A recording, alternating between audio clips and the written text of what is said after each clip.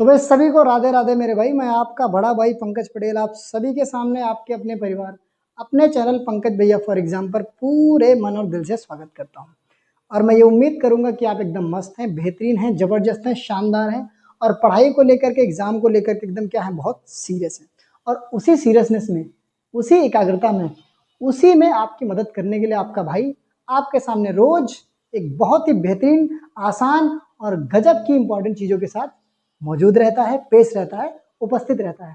तो आज की वीडियो में मेरे भाई मैं आपको ऐसा चैप्टर पढ़ाने वाला हूं जो पूरे केमिस्ट्री का बेस है मेरे भाई, 10th क्लास में। ठीक है, तो वो चैप्टर का नाम कौन सा होगा भैया? पहला चैप्टर ही होगा जो बेस होगा, वहीं से तो चालू करेंगे। बिल्कुल सही गेस किया। The chapter is chemical reactions and equations. मेरे भाई ये जो चैप्टर मैं कहूँ अगर इंपॉर्टेंट के हो आपके लिए, तो सबसे पहली बात तो एग्जाम में आएगा भाई, इंपॉर्टेंट तो ऐसे ही है। दूसरा देखो, समझो बात को, समझो, मजाक की बात अलग होगी, एग्जाम में तो आएगा ही। दूसरा, केमिस्ट्री में आप जितने भी चैप्टर पढ़ने वाले हैं आगे, बोले तो acid, base and salt, metals and non metals और कार्बन एंड कंपाउंड्स, ये तीनों चैप्टर जब आप पढ़ेंगे तो इसमें आपको मेरे भाई भर भर के केमिकल रिएक्शन मिलेंगी। और अगर आपको समझ में नहीं आएगा कि केमिकल रिएक्शन कैसे हो रही है तो कैसे याद करोगे, कैसे समझोगे? डोंट वरी, भैया इज हियर। तो एक एक चीज को छाप देगा, समझा देगा, क्या याद करना है, क्या छोड़ना है, पेपर में क्या छपेगा, सारी चीजों को बता दूंगा। तो आपको पढ़ाई करने में क्या हो जाएगी, एकदम बढ़िया आसानी हो जाएगी और उन चीजों पे आप फोकस कर पाओगे जो आपके लिए क्या है, इंपॉर्टेंट है, जो पेपर में छपने वाली है। बढ़िया है, शानदार रहेगा, कहेंगे भैया एकदम गजब रहेगा, आपने तो मन की बात छीन ली और मन की बात कह भी दी। तो बोलो बांके बिहारी लाल की जय। अपनी नोटबुक उठाएंगे, पेन उठाएंगे, जो मैं यहाँ पे पढ़ाऊंगा मेरे भाई, जो मैं यहाँ पे पढ़ाऊंगा कहीं और आपको नहीं मिलेगा, क्योंकि मैं खुद के नोट्स आपको दे रहा हूं जो आपके खुद समझ में आएंगे, जिनकी मदद से साइंस में 100 में 100 ले आओगे अगर आपने बिल्कुल खतरनाक तरीके जैसे मैं कह रहा हूँ पढ़ लिया तो। भाई का प्रॉमिस है, तो भाई मेहनत भी आपके साथ उतनी ही कर रहा है। ठीक है, तो भैया बिल्कुल क्या करेंगे, एकदम ध्यान से, पूरे मन से नोटबुक पेन लेकर बैठेंगे, एक एक चीज को बहुत बेहतरीन तरीके से समझेंगे, उसको छापेंगे छापेंगे छापेंगे। तो चालू करें, बोलो बांके बिहारी लाल की फिर से जय मेरे भाई। तो अगर मैं आपको एक आउटलाइन बताऊं कि इस चैप्टर में हम लोग क्या करेंगे, तो भैया सिंपल सी चीज है, हम लोग ये समझने वाले हैं पूरे चैप्टर में कि किसी भी सब्सटेंस में बदलाव कैसे आता है। क्या बात करते हो? तुमने सुना होगा लोगों को, भैया बदले बदले से रहते हो, लोग बदल जाते हैं, तो सब्सटेंस क्या चीज है मेरे भाई? तो सब्सटेंस भी चेंज होता है, वो किस तरीके से, कैसे चेंज होगा, ये आपको ये चैप्टर समझाने वाला है। हालांकि लोग नहीं बता पाते हैं वो क्यों बदल गए हैं, लेकिन ये चैप्टर आपको बता देगा कि सब्सटेंस क्यों बदल गए हैं। मजे की बात यही होने वाली है मेरे भाई। तो समझेंगे एक एक चीज को बहुत ध्यान से, बहुत आराम से, शांति से, एकदम गजब तरीके से पढ़ाऊंगा मैं। ठीक है, तो मैंने कहा मेरे भाई बात ये है कि इस चैप्टर में हम पढ़ने वाले हैं किसी भी सब्सटेंस में आने वाले चेंजेस के बारे में। क्लियर है बात को? बहुत सिंपल सी आसान सी भाषा में मैंने आपको बता दिया।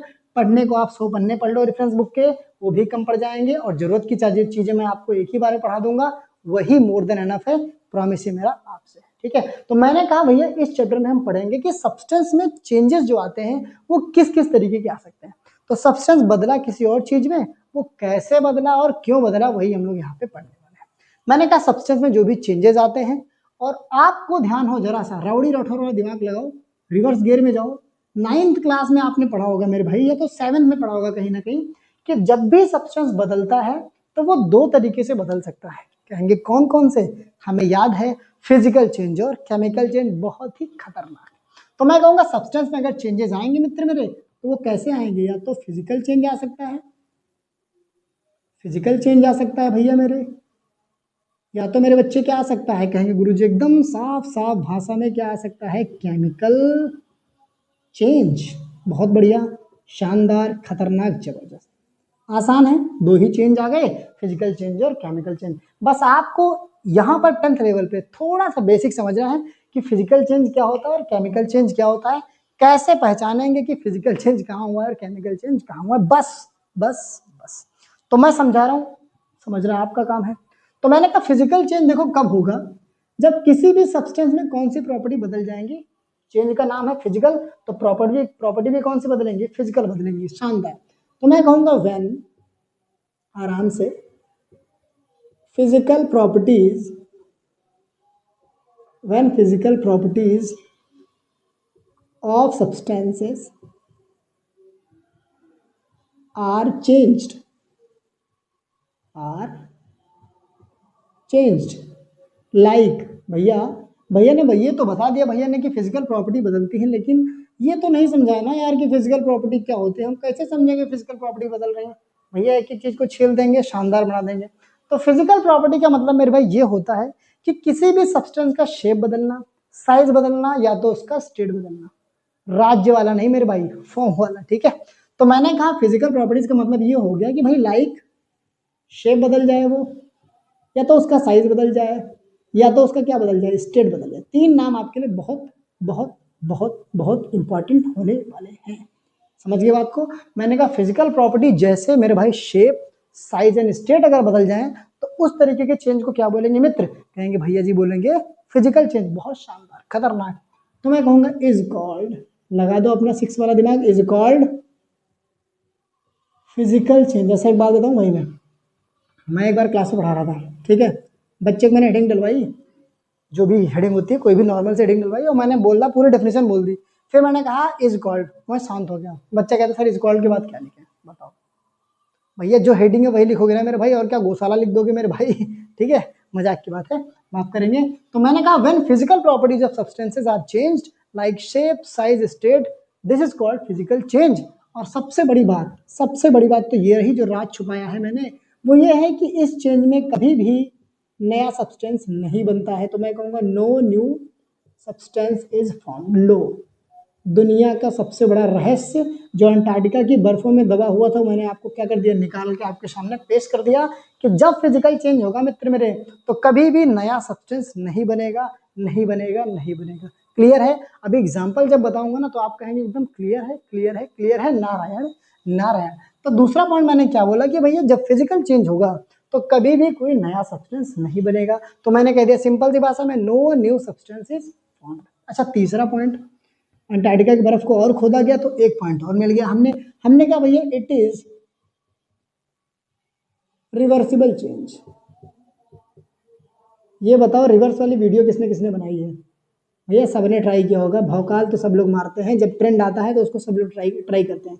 अभी देखो ना आप, एक ट्रेंड है एआई वाला, साड़ी पहनाने वाला, बताओ हमारी बहनें कितना रिस्क ले रही है मेरे भाई, ठीक है। उसको यूज करके सुंदर सुंदर बन रही है, मतलब वही बात होगी, मंत्र माना शाम को, सुबह बन गई एकदम से सुंदर नारी, ठीक है। तो यही बात है भैया, उसका अगर मिसयूज भी हो गया तो नुकसान भी उतना ही है। तो मेरे भाई मेरे बहनों सावधान रहो, इस चीज से बचो, फोकस करो कहीं और पे जहाँ इंपॉर्टेंट चीजें हैं। बस कहने का मतलब ये है, एक भाई से सजेशन है, बाकी आप लोग समझदार हैं, बुद्धिमान है, कोई दिक्कत वाली बात नहीं है। तो मैंने कहा it is reversible change. Reversible का मतलब समझेंगे, मतलब ऐसा है रिवर्सिबल का मतलब कि भैया अगर मान लेते हैं यहाँ पर फर्स्ट फॉर्म है कोई, ठीक है, फर्स्ट फॉर्म मतलब पहले का रूप है, और वो बदल के गया है सेकंड फॉर्म में, बोले तो यहाँ पे लिख दिया सेकंड फॉर्म में। तो अगर फिजिकल चेंज हुआ है तो फिर से ये सेकंड फॉर्म से कहाँ आ सकता है? फर्स्ट फॉर्म में आ सकता है। एक ही एग्जाम्पल में सारे द्वार ना खोल दिए तो नाम आपके भाई का बदल देना, मत बदलना भाई। ठीक है, चलो। तो मैंने कहा एग्जाम्पल की अगर बात करूँ तीनों पॉइंट को समझाने के, तो बहुत है ये कि आइस इंटू वाटर, गजब बात है। इंटू को मैं रिप्लेस कर दूंगा इससे, तो मजा आ जाएगा। मैंने कहा आइस का वाटर बन जाना एक फिजिकल चेंज है। कैसे? इन्हीं तीनों पॉइंट की मदद से मैं आपको समझा दूंगा। आप ध्यान से देखो यार, पहले पॉइंट समझो। यहाँ पर शेप बदल रहा है, साइज बदल रहा है, स्टेट बदल रहा है। देखो क्या कोई नई चीज बन रही है क्या? अगर इससे ना समझना तो इसको पकड़ो, क्या नई चीज बन रही है क्या? तो कहेंगे गुरु जी यार हमने तो ये सुना है कि पानी ही बर्फ है और बर्फ ही पानी है, मतलब शक्तिमान ही गंगाधर तिलक है और गंगाधर तिलक ही क्या है? शक्तिमान है मेरे भाई। तो अगर आइस ही पानी का फॉर्म है, कैसे? क्योंकि फ्रिज में यार हम आइस रखते हैं तो सॉलिड रहती है, उसको निकाल के अगर रूम में रख दे ऐसा नॉर्मली तो पिघल के क्या बन जाता है? पानी। है तो एक ही बात, कोई नई चीज बनी नहीं, बिल्कुल नहीं बनी भाई, सत्य बोल रहे हैं एकदम आप। तो यहाँ पे मैंने देखा सबसे पहली बात कि no new substance is formed. पहली बात आपको समझ में आई, क्यों? नया कुछ नहीं बना है, समझ गए?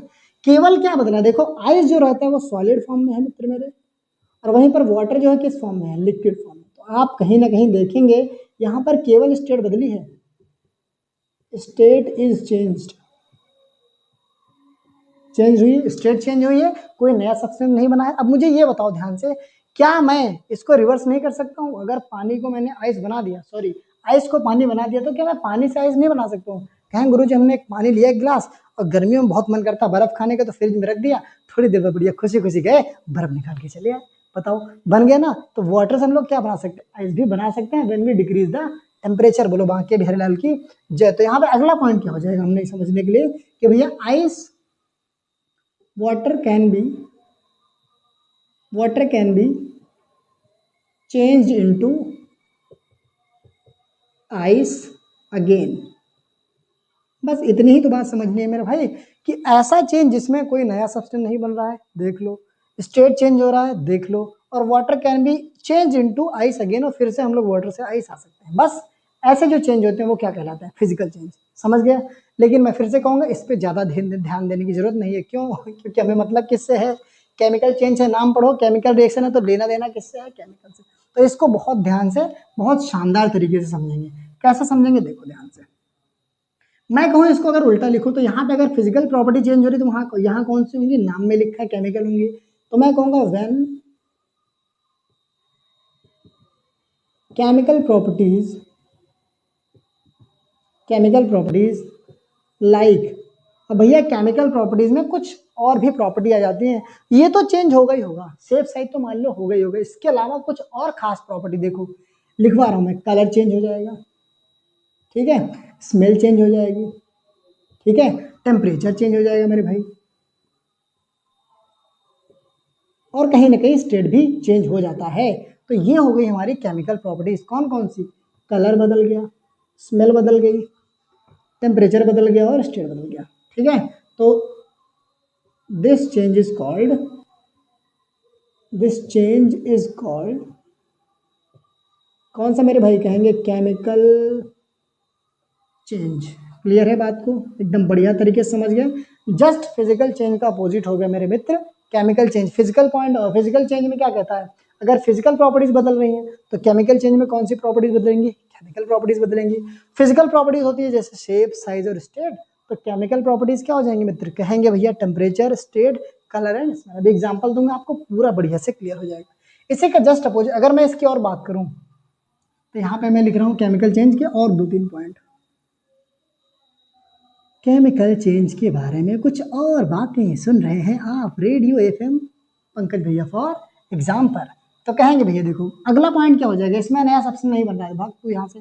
इसमें क्या बनेगा, न्यू सब्सटेंस इज फॉर्म। लो भैया नया चलगोजर बना के आपको दे दिया, न्यू सब्सटेंस इज। तो केमिकल चेंज जब भी होगा मेरे भाई ध्यान रखेंगे, हमेशा हमेशा नया सब्सटेंस बनना तय है, फिक्स है, एकदम शानदार तरीके से, गजब है। तो नया सब्सटेंस बनेगा, बिल्कुल बनेगा। अगला पॉइंट भैया मेरे ये कहेंगे, अगर ये रिवर्सिबल है तो मेरे भाई इरिवर्सिबल हो जाएगा, इट इज इरिवर्सिबल चेंज। और भाई मैं कह रहा हूँ एग्जाम्पल ऐसा दूंगा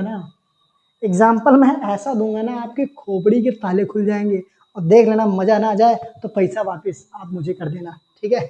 देखो एग्जाम्पल समझो, मैंने कहा भैया मेरा फेवरेट एग्जाम्पल और आपका भी फेवरेट बन जाएगा केमिकल चेंज समझने के लिए कि डाइजेशन ऑफ फूड। बोलो वाह वाह वाह वाह वाह वाह। डाइजेशन ऑफ फूड क्या होता है, समझे बात को, थोड़ा सा समझिएगा। मैंने कहा एग्जाम्पल मैंने लिया है डाइजेशन ऑफ फूड। आओ जरा इसको विस्तार से समझे, पूरे डिटेल में। मजा बहुत आता मुझे ये समझाने में बच्चों को, बहुत डिटेल। देखो जब डाइजेशन ऑफ फूड होता है, बहुत तगड़े तरीके से समझेंगे। खाते हम लोग क्या है, चावल, रोटी, दाल, सब्जी। चावल का कलर वाइट है, रोटी का कलर कहीं ना कहीं ब्राउनिश वाइट है, सब्जी का कलर थोड़ा सा हल्दी कलर का है, ठीक है, मतलब कह सकते हो मसालेदार कलर जो भी होता है, कलर मुझे एग्जैक्टली नहीं याद है। दाल थोड़ा सा येलो होती है। लेकिन मेरे भाई जब खाने के बाद डाइजेस्ट हो जाता है तो रिजल्ट में कलर क्या निकल के आता है, येलो कलर आता है। क्या आता है येलो कलर आता है भाई, बहुत ही खतरनाक कलर। समझेंगे बात को। तो मैंने कहा जब डाइजेशन ऑफ फूड होता है मित्र मेरे, तो फूड किस में कन्वर्ट हो जाता है, फूड कन्वर्ट हो जाता है मेरे भाई वेस्ट प्रोडक्ट में। वेस्ट प्रोडक्ट में ज़्यादा विस्तार से बताऊंगा तो भैया अभी उल्टियाँ हो जाएंगे, अरे क्या लिख दिया मित्र, वेस्ट प्रोडक्ट में, ठीक है। तो मैंने कहा जब डाइजेशन ऑफ फूड हुआ तो फूड किस में कन्वर्ट हो गया, कहेंगे भैया वेस्ट प्रोडक्ट में। अब यहाँ पे देखो ये फूड जो है वो टोटली नया बन गया कि नहीं बन गया, बिल्कुल नया बन गया मेरे भाई। क्या बन गया, आप समझ जाइए, नया बन गया। इसका मतलब ये हो गया केमिकल चेंज। तो यहाँ पे हम कहेंगे जो वेस्ट प्रोडक्ट है मेरे भाई, इसका स्मेल चेंज हो गया, चेंज हो गया, स्मेल चेंज्ड, टिक मारो ढप्प से। भैया बात करो कलर की चेंज हो गया, एकदम कलर तो चेंज ही हो गया मित्र मेरे, तो कलर चेंज्ड, क्लियर है बात, चेंज हो गया। और क्या दिख रहा है बताओ, हाँ नया सब्सटेंस बन गया है, न्यू सब्सटेंस इज फॉर्म्ड, नया सब्सटेंस बन गया। इसके अलावा बताओ क्या हम रिवर्स जा सकते हैं? अरे ये छी छी छी, कैसे रिवर्स जाएंगे भैया, उसी को खाना बना के खा लेंगे क्या? अदर गंदे बच्चे कहीं के, रिवर्स नहीं जा सकते मेरे भाई, क्योंकि फूड से अगर वेस्ट प्रोडक्ट बन गया तो ये किसी और के लिए फूड हो सकता है, हमारे लिए नहीं हो सकता है, तुम्हारे लिए भी नहीं हो सकता है। तो मेरे भाई बात ये है कि ये जो बना मेरे पास वेस्ट प्रोडक्ट, इससे मैं रिवर्स नहीं जा सकता हूँ। कहाँ लिख दूँ, कहाँ लिख दूँ, कहाँ लिख दूँ, यहाँ लिख दूँ, यहाँ लिख देता हूँ। तो मैं कहूँगा waste product can not be, अरे यार लिखने में बिसरा हमारे, reversed back to food, clear है बात। देखो भावना मत पकड़ो, समझ जाओ बस, जो एग्जांपल जा समझ जाओ वही बेस्ट है, वही लर्निंग का मस्त तरीका है जिससे आपको आसानी से समझ में आए, झिंगल आला झिंगल आला।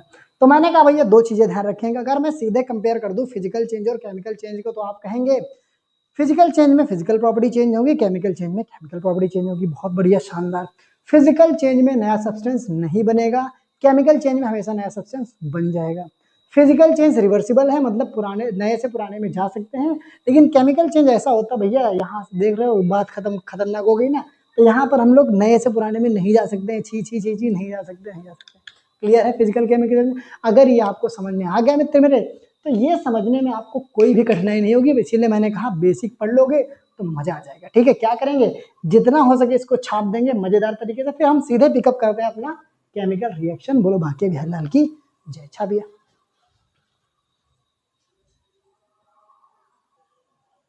ओके भैया, यार लेकिन कुछ भी कहो, एग्जाम्पल में मजा तो आ गया, मजा आ गया ना भैया, जिससे समझ में आया मजेदार वही है, लर्निंग का प्रोसेस वही है मेरे भाई। ठीक है, अब आ गए हम पहले टॉपिक पे जंप करते हुए सीधे चैप्टर के नाम पे, किससे मुलाकात होगी, सीधे तुम्हारे नाम से।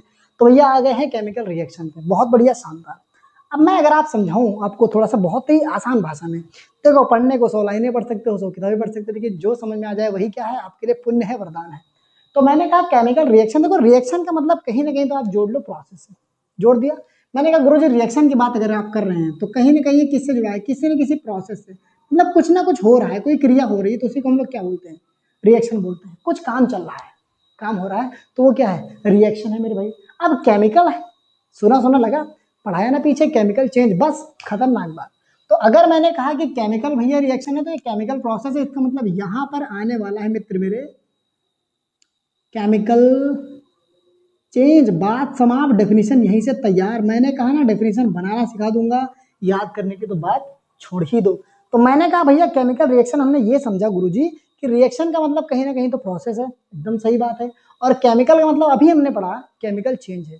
तो अगर मैं इन सभी चीजों को कनेक्ट करूं, आपस में जोड़ू, दही बनाऊं, माठा मारूं, तो मैं ये कहूंगा कि केमिकल रिएक्शन एक ऐसी प्रोसेस होगी जिसमें केमिकल चेंज आएगा। सिंपल सी बात है। तो केमिकल रिएक्शन ऐसी प्रोसेस होगी जिसमें क्या आएगा, केमिकल चेंज आएगा, और वो केमिकल चेंज आएगा तो मेरे भाई नया सब्सटेंस बनेगा कि नहीं बनेगा, बनेगा। नारायण नारायण, लो छाप लो, दे दिया आपको मैंने डेफिनेशन ऑफ द ईयर। तो मैंने कहा the process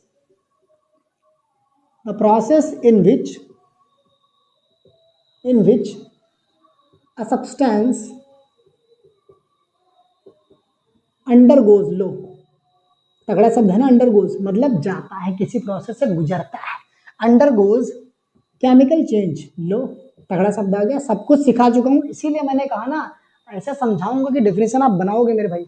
undergoes chemical change, undergoes chemical change, ये शब्द आपको ध्यान रखना है 10th लेवल पे। Undergoes chemical change and a new substance, क्या बात है, a new substance is formed. Low definition हो गया। मैंने कहा ऐसी प्रक्रिया महाराज जिसमें कोई भी पदार्थ, वाह, कोई भी पदार्थ केमिकल चेंज के थ्रू होकर जाएगा और क्या बदल जाएगा, नया सब्सटेंस में बदल जाएगा, नया सब्सटेंस बन जाएगा। तो इसको भी अंडरलाइन कर लो। तो मैंने कहा अगर किसी सब्सटेंस से मेरे भाई नया सब्सटेंस बन जाता है, केमिकल चेंज के थ्रू, तो उसी प्रोसेस को अपन लोग बोलेंगे केमिकल रिएक्शन। बोलो क्लियर हुआ?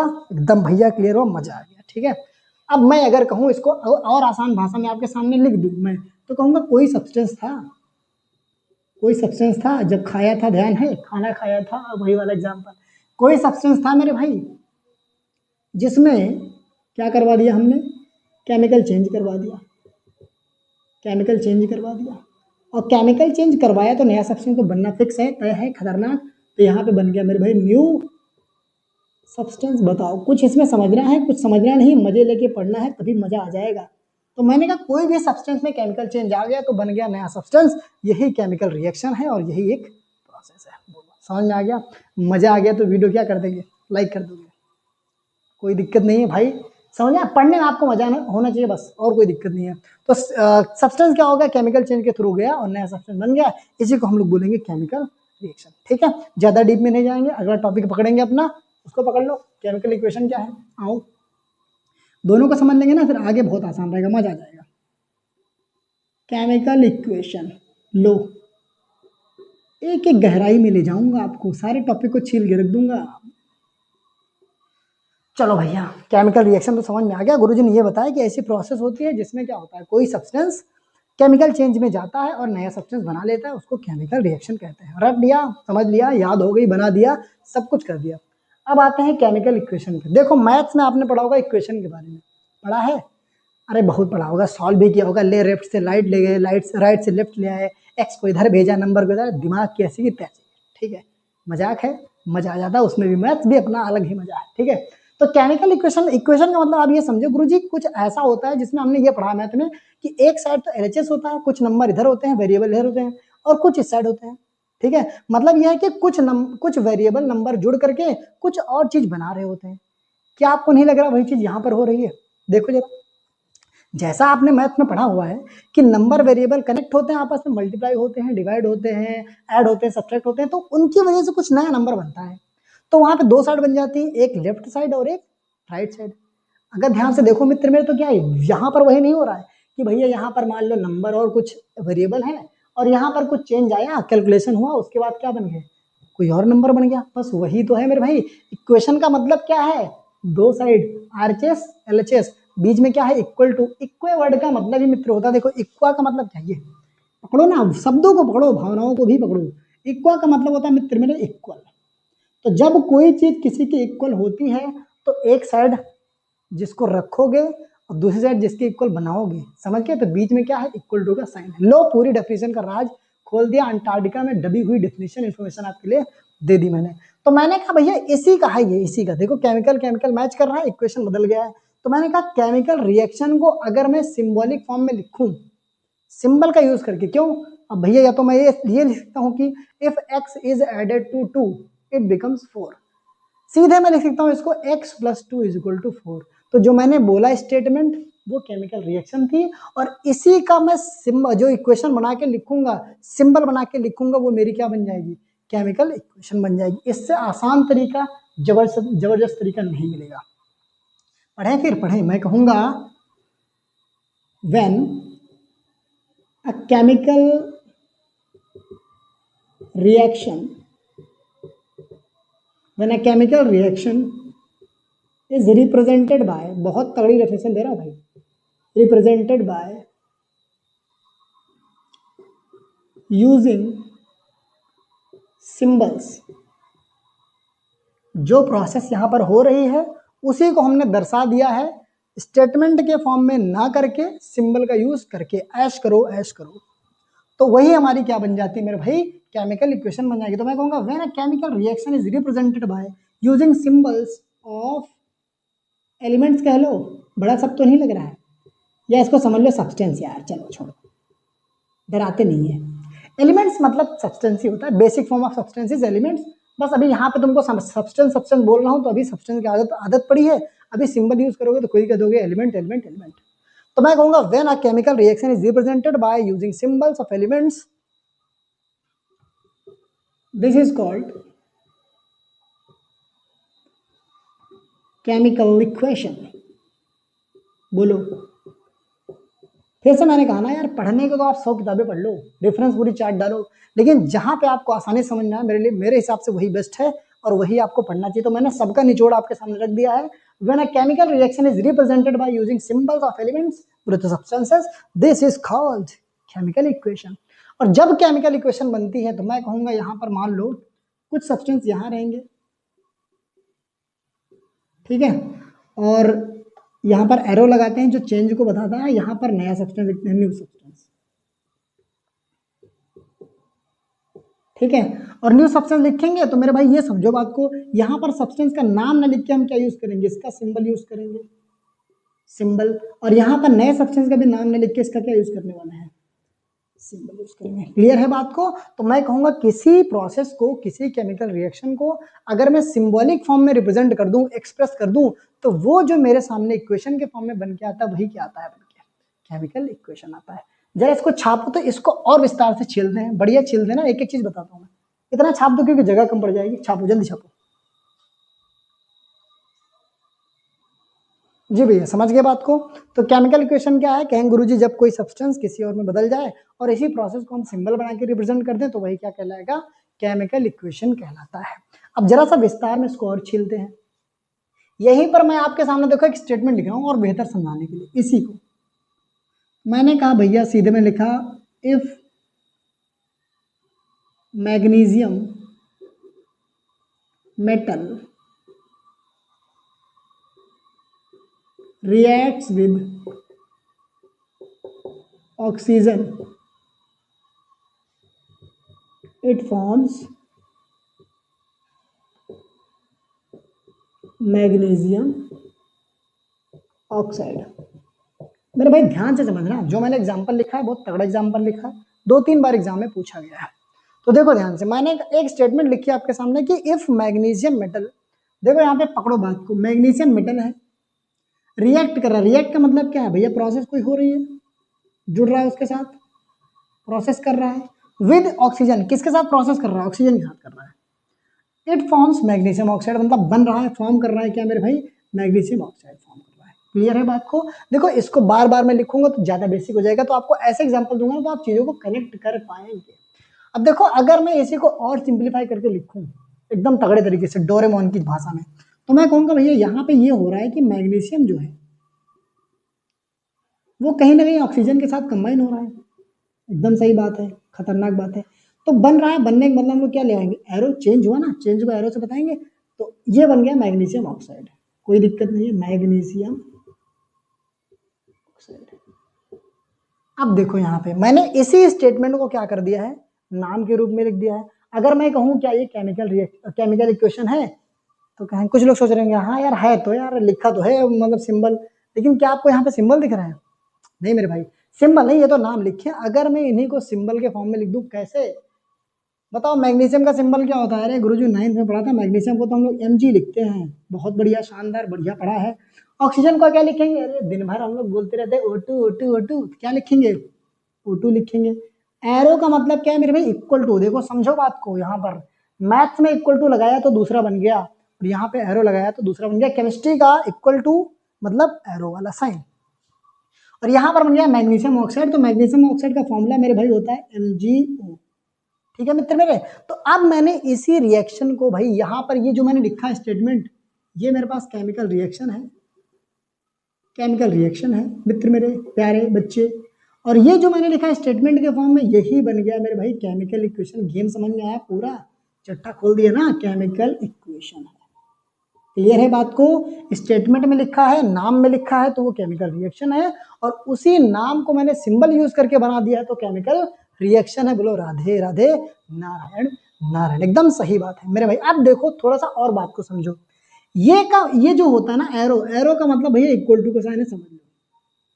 एरो के इस साइड ये हमारे LHS है, मैं अगर कहाँ लिख दूं, यहाँ लिख दूं LHS है, तो लेफ्ट हैंड साइड है।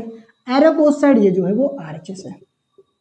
मैथ में ऐसा हमने पढ़ा है कि भैया इस साइड जो रहेगा वो LHS रहेगा, और इस साइड जो रहेगा वो RHS रहेगा। केमिस्ट्री में थोड़ा सा चेंज है मेरे भाई, थोड़ा सा याद कर लेंगे, एकदम याद कर लेंगे। केमिस्ट्री में LHS को LHS ना बोल करके मेरे भाई, जो चीजें रिएक्ट होती हैं, मतलब पुरानी चीजें जिसमें चेंज आने वाला है, जो नई चीजें बनने वाली हैं, उसको हम लोग एलएचएस ना बोल के बोलते हैं रिएक्टेंट, क्योंकि ये रिएक्ट कर रहा है, देखो रिएक्ट कर रहा है, रिएक्ट कर रहा है। तो इसको हम लोग बोलते हैं मित्र, जो एलएचएस साइड में होता है इसको हम लोग एलएचएस ना बोल करके बोलते हैं रिएक्टेंट्स। क्या बात करते हो भैया, यही सत्य है, रिएक्टेंट्स। रिएक्टेंट का मतलब बेसिकली होता है कि जो सब्सटेंस आपस में रिएक्ट करते हैं या जिनमें चेंज आने वाला है। बात समझ में आई, एकदम समझ में आई। दूसरा देखो, जो आरएचएस साइड में है, अब इनको आरएचएस नहीं बोलेंगे, नया नाम देगा केमिस्ट्री में, इसको हम लोग आरएचएस ना बोल के बोलते हैं प्रोडक्ट। क्या बात है, बहुत शानदार। प्रोडक्ट का मतलब तो पढ़ा ही होगा भैया मेरे, कोई नई चीज बनती है उसको क्या बोलते हैं, प्रोडक्ट बना दो प्रोडक्ट। तो प्रोडक्ट का मतलब जो नई चीज बनी है वही मेरी क्या है, प्रोडक्ट है मित्र मेरे। तो रिएक्टेंट हो गया भाई, प्रोडक्ट हो गया। जो कंबाइन हो रहा है, जो चेंज हो रहा है वो रिएक्टेंट है, और चेंज होने के बाद जो नया बना है, ये न्यू सब्सटेंस बना है, इसी को क्या बोलते हैं, प्रोडक्ट। तो बोलो रिएक्टेंट और प्रोडक्ट का गेम समझ में आया, कंफ्यूज नहीं होंगे मेरे भाई। जो एलएचएस साइड में होगा रिएक्शन के, उसको हम लोग रिएक्टेंट बोलते हैं, और जो आरएचएस साइड में जितने भी होंगे उसको हम लोग क्या बोलेंगे, प्रोडक्ट बोलेंगे। ठीक है, अगर मैं थोड़ा सा एक और एग्जांपल दूं आपको तो मजा आ जाएगा ना। एक एग्जांपल ये ले लो, दूसरा एग्जांपल सीधे मैं एक क्वेश्चन लिख रहा हूँ, ठीक है, और हम लोग ये लिख रहे हैं मेरे भाई, चलो लिख लेते हैं, मान लेते हैं। अभी इसको, इसमें ध्यान मत देना कि रिएक्शन कैसे हो रही है, मैं समझाऊंगा, बस मैं एग्जांपल लिख रहा हूँ। अगर मैं कहूँ Zn प्लस HCl कंबाइन हुआ तो बनता है मेरे भाई ZnCl2, बोले तो जिंक क्लोराइड प्लस में H2 गैस। अभी ध्यान मत देना कि मैं क्या बना रहा हूँ, कैसे बना रहा हूँ, ये आपका समझना काम नहीं है। जो मैं पढ़ा रहा हूँ बेसिक वही समझते चलो, ऐसा पढ़ा दूंगा कि ये सब आप खुद ही समझ जाओगे क्या लिखा है। अभी इतना प्रेशर मत दो, जो पढ़ा रहा हूँ वो समझो। मैंने कहा भैया ये मेरे पास एक रिएक्शन लिखी हुई, इक्वेशन लिखी हुई है, अभी मैंने इसको हटा दिया क्योंकि आप समझ नहीं पाओगे। देखो जो समझना है वो समझो। मैंने कहा आपके सामने मैं प्रोसेस लिख दिया, देखो क्या सिंबल आपको दिख रहे हैं। Zn किसका सिंबल होता है, कहेंगे गुरुजी जिंक का होता है। HCl किसका होता है, कहेंगे हाइड्रोक्लोरिक एसिड पर रखा हमने। अरे सही से लिख जाए मेरे भाई, हाइड्रोक्लोरिक एसिड, ठीक है। और फिर ये जो ZnCl2 इसका मतलब है जिंक क्लोराइड, क्लियर है बात। और H2 का मतलब होता है मित्र मेरे हाइड्रोजन। मैं ये समझाना काम नहीं है आपको कि कौन क्या है, समझाना ये काम है कि रिएक्टेंट और प्रोडक्ट क्या है, समझिएगा बात ध्यान से। तो मैंने कहा ये भैया एरो मिल गया मुझे, इसका मतलब यहाँ पर चेंज आ रहा है, ये दोनों कुछ मिल रहे हैं आपस में, कुछ बातें कर रहे हैं, लड़ाई उड़ाई किया इन्होंने और बना लिया ये, मतलब आपस में कुछ नोक झोंक हुई, लड़े होंगे भैया, झगड़ा हुआ होगा, वो उन्होंने उनसे नहीं बोला होगा, उन्होंने उनसे नहीं बोला होगा, फिर बाद में कहा चलो यार छोड़ो पुरानी चीजें खत्म करते हैं, नई चीजों पे आते हैं, तो नई चीजें बना लिए, जिंक क्लोराइड बन गया, H2 गैस बन गई। अब देखो इधर जो लिखा है ये वाला, ये मामला जो है ये मेरे भाई है रिएक्टेंट, और ये वाला मामला क्या है, प्रोडक्ट है। और अगर मैं इसको अलग अलग लिखूं, यहाँ पर देखो बना दिया मैंने ऐसे, ठीक है, तो मैं कहूँगा रिएक्टेंट क्या है, यहाँ पर रिएक्टेंट्स क्या क्या है, तो मैं कहूँगा रिएक्टेंट साइड में देखो मुझे Zn दिख रहा है, और ये प्लस का मतलब ये अलग हो गया, तो एक तो Zn दिखा पहला, दूसरा क्या दिखा, HCl दिखा। बोलो समझ में आई बात। तो रिएक्टेंट का मतलब क्या है, जो लेफ्ट साइड है, नया जो बन गया मेरे भाई ये, तो वो प्रोडक्ट हो जाएगा। तो प्रोडक्ट क्या हो गया मेरे मित्र, प्रोडक्ट हो गया मेरे भाई ZnCl2, और दूसरा हो गया मेरे भाई H2। मेरा उद्देश्य यहाँ पे था आपको एकदम रिएक्टेंट और प्रोडक्ट क्लियर कर देना एकदम खतरनाक तरीके से। तो बिल्कुल आप समझ गए होंगे मेरे हिसाब से एग्जांपल से कि भैया जो लेफ्ट साइड रहेगा इक्वेशन में उसे रिएक्टेंट बोलेंगे, और जो राइट साइड रहेगा उसको क्या बोलेंगे, प्रोडक्ट बोलेंगे। क्लियर है, धांसू तरीके से, शानदार तरीके से, मजा आ रहा ना, जबरदस्त मजा आएगा ही आएगा भाई, फिक्स है। तो इसको क्या करेंगे, नोट कर लो, नोट कर लो, नोट कर लो, फिर हम लोग बढ़ते हैं अगले टॉपिक पे, मजेदार। चलो छापो जल्दी जल्दी जल्दी।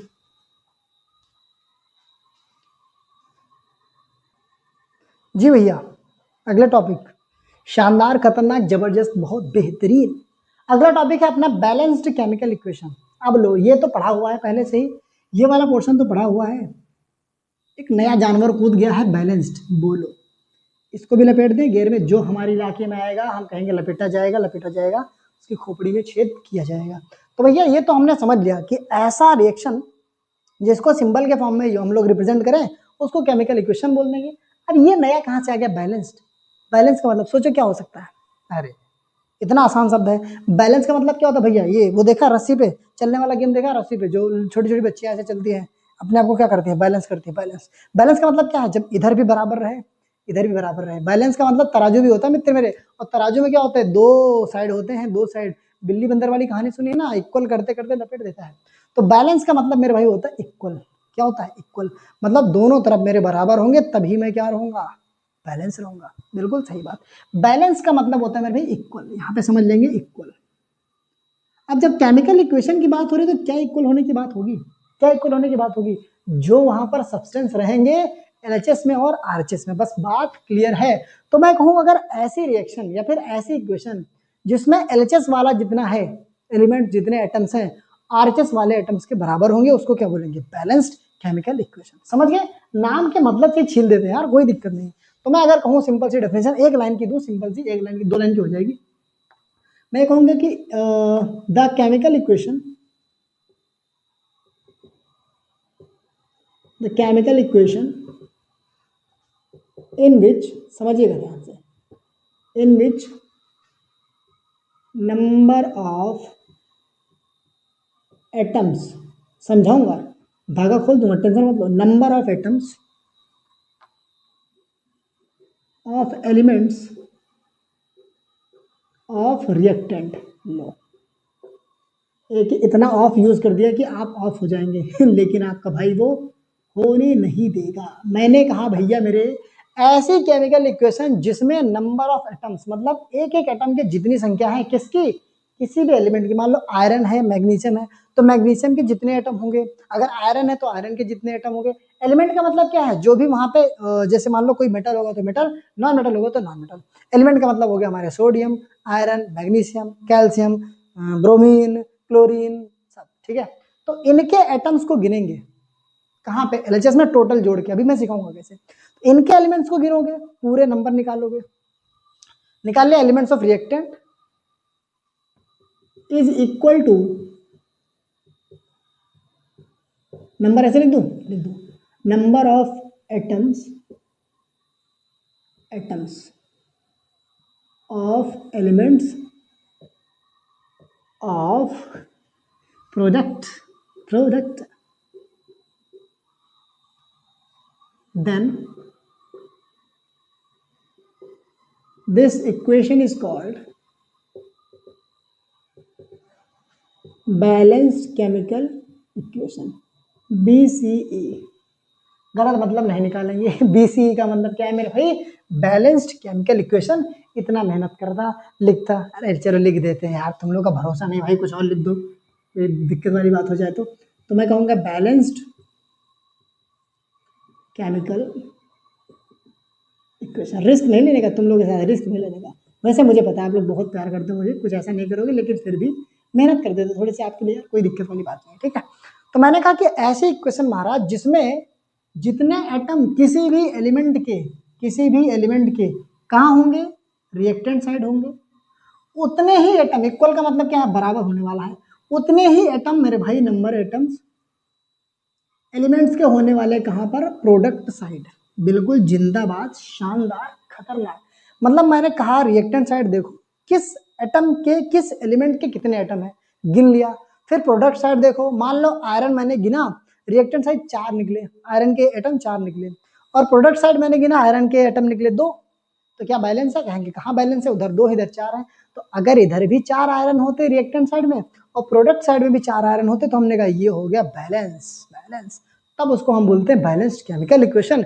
एग्जांपल दो क्या, एग्जांपल दो क्या, देखो एग्जांपल लो, एग्जांपल लो तो समझ में आ जाएगा भैया। उदाहरण ही समझने का एकमात्र जरिया होते हैं। बहुत आसान तरीके से देखो, मैं अगर कहूँ मेरे भाई कि C+O2, बहुत आसान सा बन गया CO2, इससे आसान रिएक्शन कोई नहीं है। देखो यहाँ पे देखो, मैं कहूँगा, मैं बात करूंगा रिएक्टेंट साइड की, तो मैंने लिखा रिएक्टेंट, लिख लिया रिएक्टेंट, इधर लिख दिया प्रोडक्ट।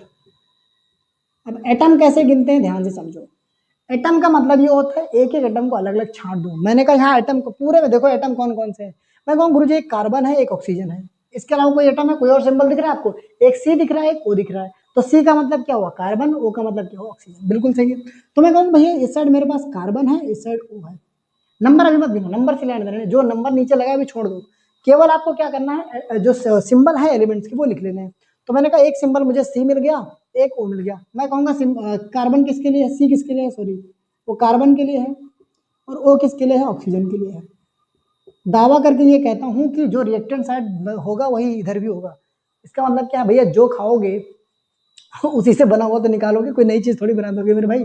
बनेगा उसी से, नई चीज तो है लेकिन बना उसी से है। तो देखोगे ध्यान से, यहाँ भी कार्बन ऑक्सीजन है, इधर भी कार्बन और ऑक्सीजन ही तो है।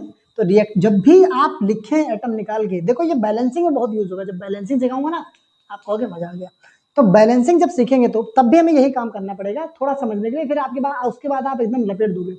तो मैंने कहा भैया पहला काम क्या किया हमने, ये चेक करने के लिए कि रिएक्शन बैलेंस्ड है कि नहीं है। हमने कहा रिएक्टेंट साइड वाले एलिमेंट्स को लिख दिया और गिनो जरा, गिनो जरा कार्बन कितने हैं, कैसे गिनते हैं। देखो यहाँ पे 2 लगा है नंबर, इसका मतलब ये 2 है। यहाँ पे कुछ नहीं लगा तो ये 1 है, कुछ नहीं लगा तो क्या है 1 है, 0 नहीं है 1 है। तो कार्बन कितने हैं 1 है, हमने लिख दिया 1 है। ऑक्सीजन कितने हैं महाराज, यहाँ 2 लगा है तो ऑक्सीजन के एटम्स कितने हैं 2 है, लिख दिया। इधर आ जाओ, इधर भी एलिमेंट कितने दिख रहे हैं आपको, एक सी दिख रहा है और दूसरा ओ दिख रहा है। अब गिनो जरा सी कितने हैं, कुछ नहीं लगा है तो ये इसका पर्सनल नंबर है 2, तो यहाँ पे ये 1 है। तो कार्बन कितने हैं 1 है। ऑक्सीजन कितने मित्र मेरे 2 है। अब देखो जब यहाँ पर भी कार्बन 1 है, कार्बन 1 है, ऑक्सीजन 2 है, ऑक्सीजन 2 है, तो ये बन गई मेरी बैलेंस्ड इक्वेशन। तो यही मेरी हो जाएगी बैलेंस्ड इक्वेशन, केमिकल इक्वेशन। ठीक है मेरे भाई, समझ गए। बैलेंस का मतलब क्या है कि जिस एटम के, कार्बन के जितने एटम इधर होंगे उसके उतने एटम ही प्रोडक्ट साइड में होने चाहिए, तब हो जाएगा बैलेंस। बैलेंस क्लियर है बात को। और मैं एक राज की बात बताऊं, ये बैलेंस अगर नहीं होगा तब क्या करेंगे। अच्छा पहला क्वेश्चन ये है जो बोर्ड एग्जाम में एक बार पूछा गया, मैं दूं, मजा आ जाएगा, मजा आ जाएगा खतरनाक। लो छापो यार, तुम भी क्या याद करोगे, ऐश करो। एग्जाम में पूछा गया क्वेश्चन इस टॉपिक से, लो मैंने यही कहीं दे दिया आपको, मैंने सोचा अलग से दूंगा लेकिन नहीं, अब यही मजा है, यही समझ लो। कहता है यार क्वेश्चन में ये कि why should a chemical equation be balanced. लो मैं कह रहा हूं तगड़ा सवाल है, तगड़ा सवाल है, तगड़ा सवाल है इस टॉपिक से जो मैंने आपको पढ़ाया अभी। जितना भी चिट्ठा मैंने खोला उसमें एक ही सवाल बना, Y should a chemical reaction be balanced. किसी भी केमिकल इक्वेशन को या रिएक्शन को बैलेंस होना क्यों जरूरी है, वो बैलेंस क्यों रहनी चाहिए, अनबैलेंस क्यों नहीं हो सकती है, बताओ जरा। सोचो सोचो सोचो, सोचे, तुक्का मारो, मन में तुक्का मार लो, मन में मार लो, मार लिए। चलो अब मैं समझाता हूँ। देखो इमेजिन करो आपने किलो के हिसाब से लेते हैं, चीनी ली है 1 किलो, ठीक, और पानी को वजन में नाप लिया, वजन लीटर में नापो, अभी वजन की बात करेंगे। चीनी अगर मैंने 1 किलो ली है और पानी भी ले लिया मैंने 1 किलो, ठीक है, नाप के इमेजिन कर लो। तो चीनी 1 किलो, पानी 1 किलो, मिलाओ जरा। शरबत कभी 3 किलो 4 किलो का बनेगा, शरबत 10 किलो का बनेगा, शरबत 15 किलो का बनेगा। कहेंगे गुरुजी बिल्कुल नहीं, जितना हमने लिया है उतना ही तो निकलेगा। समझे बात को, मतलब यह है कि अगर 1 किलो चीनी में, 1 किलो चीनी को 1 किलो पानी में मिलाओगे तो शरबत भी कितने का तैयार होगा, 2 किलो का। मतलब तुमने आइटम अगर 2 किलो का लिया है तो प्रोडक्ट भी कितना मिलेगा, 2 ही किलो का मिलेगा। समझे बात को। अब सोचो मैं आलू ले लूं भैया 3 किलो और चिप्स बना दूं 4 किलो के बराबर, ऐसा हो सकता है, नहीं हो सकता मित्र, नहीं हो सकता है। तो आपने 9th में एक लॉ पढ़ा था, एक लॉ पढ़ा था मेरे भाई, कि केमिकल इक्वेशन जब भी होगी तो वहां पे आपके एटम्स केमिकली कंबाइन होते हैं। खतरनाक शब्द बोल दिया मैंने, केमिकली कंबाइन होते हैं। और जब भी केमिकल कॉम्बिनेशन होता है एटम्स में, तब वहां पे एक लॉ देता है डाल्टन अपना मित्र, कहता है कि मास can neither be created nor be destroyed. बाकी बहरलाल की जय। इसका मतलब है जो भी एटम का मास होता है किसी भी केमिकल कॉम्बिनेशन के दौरान, किसी भी केमिकल रिएक्शन के दौरान, ना तो उसको हम डिस्ट्रॉय कर सकते हैं, पुराना मास जितना है उतना ही रहेगा, ना तो नया मास हम लोग क्रिएट कर सकते हैं। मतलब जितना आइटम इधर मिलेगा उतना ही बनने वाला है, इसीलिए जरूरी होता है केमिकल इक्वेशन को बैलेंस करना। तो आंसर कैसे लिखेगी, बहुत आसान भाषा में मैं कहूंगा, we should balance a chemical equation, balance a chemical equation because, या तो कह दो due to law of conservation of mass, due to law of conservation of mass which says, या तो विच स्टेट कह दो, which state that mass can neither be created, can neither be created nor be destroyed, nor be destroyed. क्या बात करते हो भैया? यही बात करते हैं कि भैया ये कहता है कि लॉ ऑफ कंजर्वेशन ऑफ मास हमारा ये कहता है, एक लॉ बनता है, रूल बनता है, रूल वो कहता है कि भैया जब भी केमिकल रिएक्शन होगी, जब भी केमिकल कॉम्बिनेशन होगा विद एटम्स और with substances, then the mass can not be created not be destroyed. मतलब मास जो रहेगा जितना, ना तो उसको हम पुराने मास को डिस्ट्रॉय कर सकते हैं और नया ना तो नया मास हम लोग निकाल सकते हैं। बहुत सिंपल सी आसान सी भाषा में। इसीलिए हमको किसी भी केमिकल इक्वेशन को बैलेंस करने की जरूरत पड़ती है। 1 नंबर में 2 नंबर में ऐसा क्वेश्चन पूछ लिया जाता है और ये एग्जाम में क्वेश्चन आया हुआ है मेरे भाई, आया हुआ है, समझ लीजिए। तो क्या करेंगे, इसको प्यार से लपेट देंगे। इस टॉपिक में मेरे हिसाब से जितना कुछ आपके एग्जाम के लिए इंपॉर्टेंट है मैंने सबको छील के रख दिया है, बहुत ही डिटेल में। छाप लीजिए।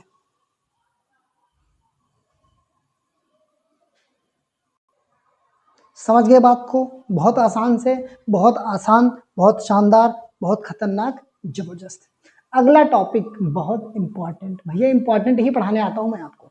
तो भैया इतना अगर आपको समझ में आया मतलब आप अब समझदार हो गए हैं, बड़े बच्चों में आ गए हैं, चीजों को बहुत आसानी से लपेट सकते हैं क्योंकि मैंने आपको उस काबिल बना दिया है और आप एकदम क्या हो चुके हैं, महान। केमिस्ट्री में आप एंट्री मार चुके हैं। बाकी बिहारीलाल की जय। बढ़ेंगे अगले टॉपिक पे जो कहता है मेरे भाई अगला, अब रिएक्शन समझ गए हैं, बस समझने वाले हैं कैसे होती है। तो जो प्रोसेस होती है, किस तरीके से एटम कंबाइन होते हैं, सब्सटेंसेस चेंज होते हैं, उन्हीं के आधार पे केमिकल रिएक्शन बांटी गई है मेनली 4 टाइप्स की। 4 टाइप्स की, 4 टाइप्स की, धागे खोल देंगे चारों के। तो मैंने कहा टाइप्स ऑफ केमिकल रिएक्शंस। भैया ये टॉपिक में ऐसे ऐसे रिएक्शन लिखवा दूंगा ना, इससे बाहर अगर पेपर में गिर जाए, इससे बाहर एक भी पेपर में गिर जाए, क्यों? क्योंकि मुझे भरोसा किस पे है, एनसीईआरटी मैया पे।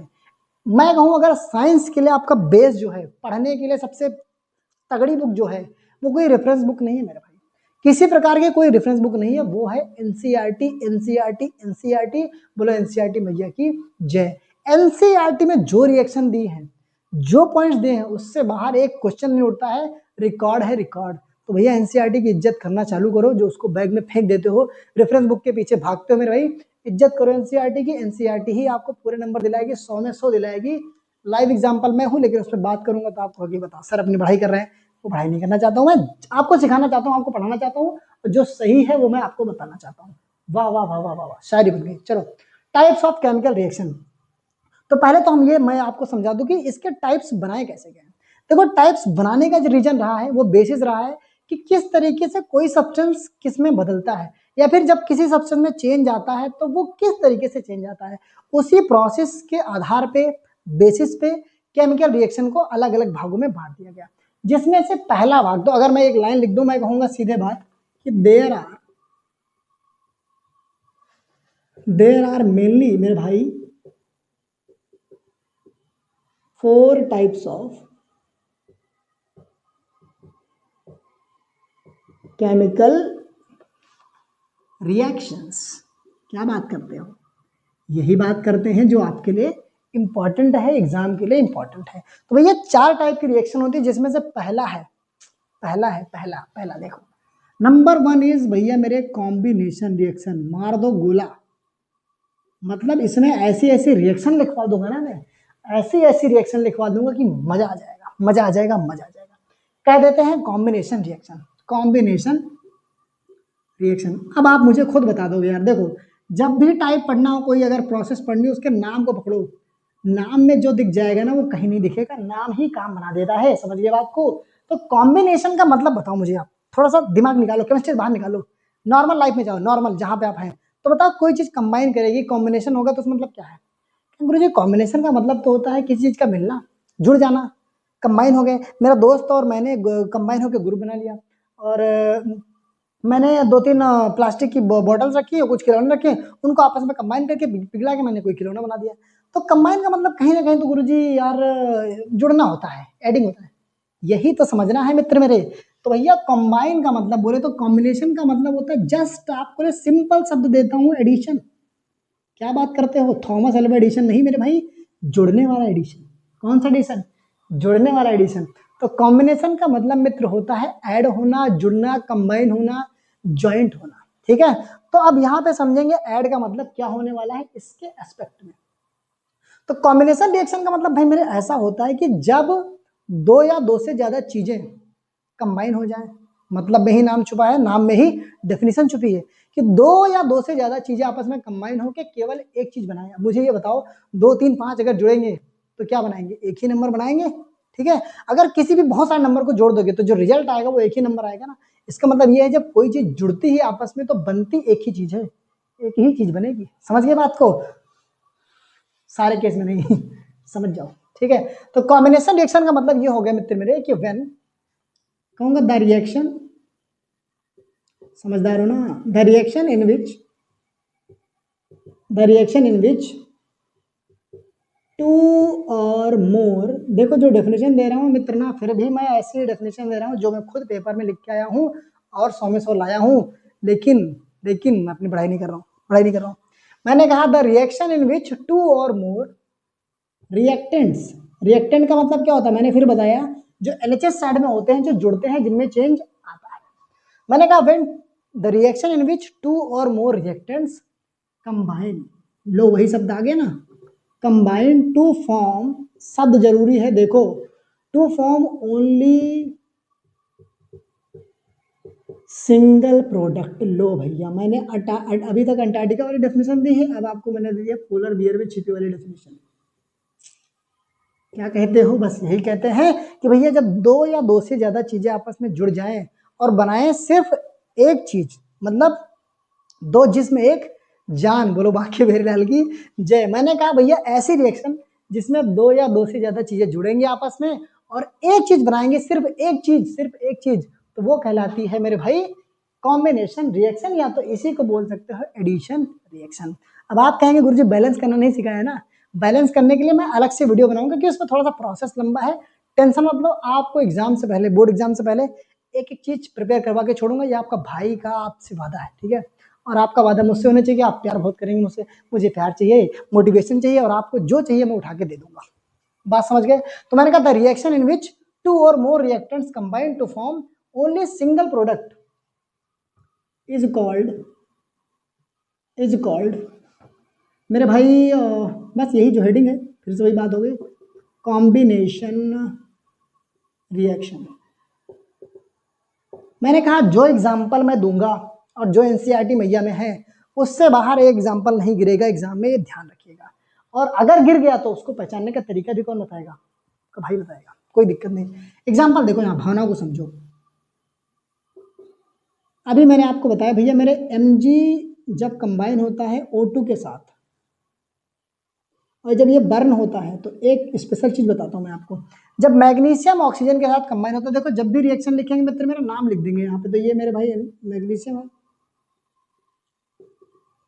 ठीक है, ये ऑक्सीजन है, आप लिख लेंगे कॉपी में, कोई दिक्कत नहीं है। तो जब मैग्नीशियम ऑक्सीजन के साथ कंबाइन होता है तो बनता है MgO। अब देखो क्या बैलेंस है, Mg एक है, इधर Mg एक है, वो दो है, इधर दो है, बैलेंस में कर दे रहा हूँ। अभी सिखाऊंगा नहीं, सिखाऊंगा एक बढ़िया वीडियो में जिसमें पूरा कंप्लीट मैं चाहता हूँ आपको जब तैयार करूँ ना, भौकाल रूप से तैयार करूँ, तो अभी आप इस पर ध्यान मत दीजिए, बस जो समझाना चाहो वो समझिए। तो यहाँ पे 2 लगा दिया मैंने और यहाँ पे 2 लगा दिया, रिएक्शन होगी बैलेंस, कोई दिक्कत वाली बात नहीं है। तो ये जो बना मेरे पास, इसको मैं बोलूंगा मैग्नीशियम ऑक्साइड। अच्छा ये रिएक्शन क्यों लिखवाई मैंने, क्यों लिखवाई? कोई तो कारण रहा होगा, भैया ने आपको जो रिएक्शन लिखवा दी और उसका दावा भी कर दिया एग्जाम में आएगी, तो कोई कुछ ना कुछ खास तो बात होगी, तो वही खास बात मैं यहाँ पे समझाऊंगा। इस रिएक्शन में मेरे भाई 2 चीजें आपको ध्यान रखनी है,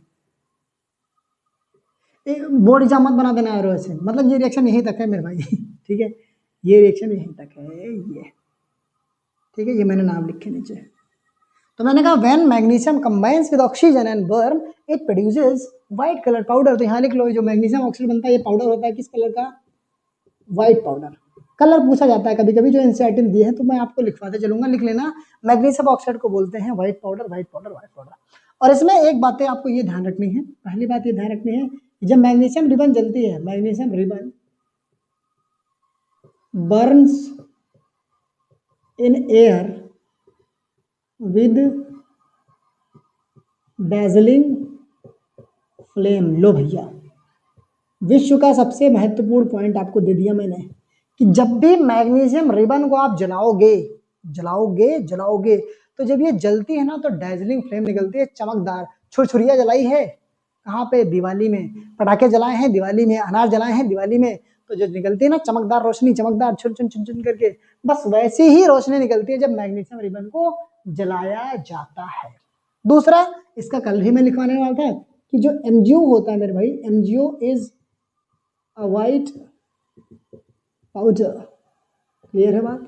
इतनी सी बात आपको ध्यान रखनी है। पहले एग्जाम्पल में जो इंपॉर्टेंट चीजें वो भी मैंने छपवा दी। एग्जाम्पल नंबर 2 देखो, Cu का लिख लेते हैं कॉपर। अब ये कॉपर है, कॉपर की 2-3 महत्वपूर्ण बातें भी लिखवा देता हूँ। कॉपर जो होता है मेरे भाई ब्राउन, ये लिख दूं, अच्छा कॉपर लिख लो अभी सिर्फ। कॉपर को अगर ऑक्सीजन के साथ कंबाइन करेंगे तो बनता है मेरे भाई CuO। फिर से बैलेंस कर लेते हैं इसको, यहाँ पे 2 लगा देते हैं तो यहाँ भी 2 लगा देंगे, ये बन गया कॉपर ऑक्साइड। और कॉपर ऑक्साइड का कलर बताओ जरा, क्योंकि जो बुक में पढ़ रखा हमने, इसको तो जानते हैं, ब्लैक कंपाउंड है ये, ब्लैक कंपाउंड। ध्यान रखेंगे कॉपर जो ऑक्साइड बनता है दैट इज ब्लैक कंपाउंड, ठीक है। और जो ये कॉपर रहता है ये ब्राउन शाइनी है, ब्राउन शाइनी मेटल। जो इंपॉर्टेंट बातें आपको ध्यान रखनी है वो मैं आपको साथ में लिखवाते चल रहा हूँ। एग्जाम में जब बैठो तो ये ना रहे भैया ने छोड़ दिया, भैया आपका कुछ नहीं छोड़ेगा, आपको एकदम तैयार कर देगा। तो copper is a brown shiny metal which when reacts with oxygen it produces a black compound that is called copper oxide. कितनी भयंकर इंग्लिश बोल दी मैंने ना, मजा आ गया, मजा आ जाएगा, ठीक है। तो अब अगर मैं कहूँ इसके बारे में और कोई स्पेशल बात नहीं, बस इतना ही ध्यान रखो कि कॉपर जो है ब्राउन शाइनी मेटल होता है और ये जब कॉपर ऑक्साइड बनाता है तो ब्लैक कलर का बनाता है। अगली रिएक्शन मैं कहूँगा भयंकर वाली तो ये है, देखो, अरे चल जा भाई, कोई दिक्कत नहीं, ये देखो तीसरा, कैल्शियम प्लस O2। देखो इसको हम बोलते हैं कैल्शियम, यहाँ पर एंट्री मारने वाला एक नाम। कैल्शियम को जब ऑक्सीजन से हम लोग रिएक्ट करवाते हैं मेरे भाई बनता है CaO। बैलेंस है क्या? देखो नहीं बैलेंस है, 2 लगा दो यहाँ पे, 2 लगा दो यहाँ पे। बैलेंस करने की टेंशन मत लेना, फिर से मैं बता रहा हूँ, अलग से सिखा दूंगा, तैयार कर दूंगा धाकड़ तरीके से। तो मैंने कहा मेरे भाई जब कैल्शियम ऑक्सीजन के साथ कंबाइन होता है मेरे भाई तो बनता CaO और इसको बोलते हैं कैल्शियम ऑक्साइड। इसकी खास बात बताऊं मैं, बता दूं, इसका कॉमन नाम बहुत पूछा जाता है एग्जाम में। कॉमन नेम का मतलब इसको कॉमनली हम किस नाम से जानते हैं? चूना जानते हो ना, चूना लगा के लोग चले जाते हैं, बस ये चूना वही है। तो मैंने कहा इसको हम लोग बोलते हैं क्विक लाइम। ध्यान रखेंगे मित्र मेरे, नाम बहुत इंपॉर्टेंट है, मैंने कहा स्टार बना लो 4 बार, 4 बार 4 बार। इसको बोलते हैं क्विक लाइम और ये नाम पेपर में बहुत बहुत बहुत पूछा जाता है, बोर्ड एग्जाम वाला ऐसा लगता है इसको प्यार हो जाता है इससे, जब भी देखता है रिएक्शन में उसको यही देखता है क्विक लाइम कहाँ है, ला उठा के दे दे, मतलब उसको प्यार है। इससे तो समझ लो भैया जो बोर्ड एग्जाम में जो प्यार करता है एग्जामिनर, उससे आपको प्यार करना ही पड़ेगा, जबरदस्ती करो, झूठा ही सही, समझे बात को। अब देखो यहाँ पे लास्ट एग्जाम्पल, गदर गदर गदर गदर काट देंगे भाई मेरे। लास्ट एग्जाम्पल है चौथा मित्र मेरे, चौथा ये है कि इसी का आगे वाटर के साथ रिएक्शन जब करवाते हैं ना कैल्शियम ऑक्साइड का, ये मैंने कहा क्विक लाइम है, क्विक लाइम है मित्र मेरे। इसको जब हम रिएक्शन करवाते हैं वाटर में डाल देते हैं, देखो आप चूना ले आते हैं ना, जब पेंटिंग करते थे पहले घर के जमाने, अब तो पुट्टी उट्टी होने लगी है, जब पहले जो चूना ले आते थे जो ढुक्का वाला होता था, ढुक्का वाला चूना ले आते थे तो पानी में डालते थे, थोड़ी देर उबलता था, बुड़ बुड़ बुड़ बुड़ बुड़ बुड़ उबल रहा है, क्यों?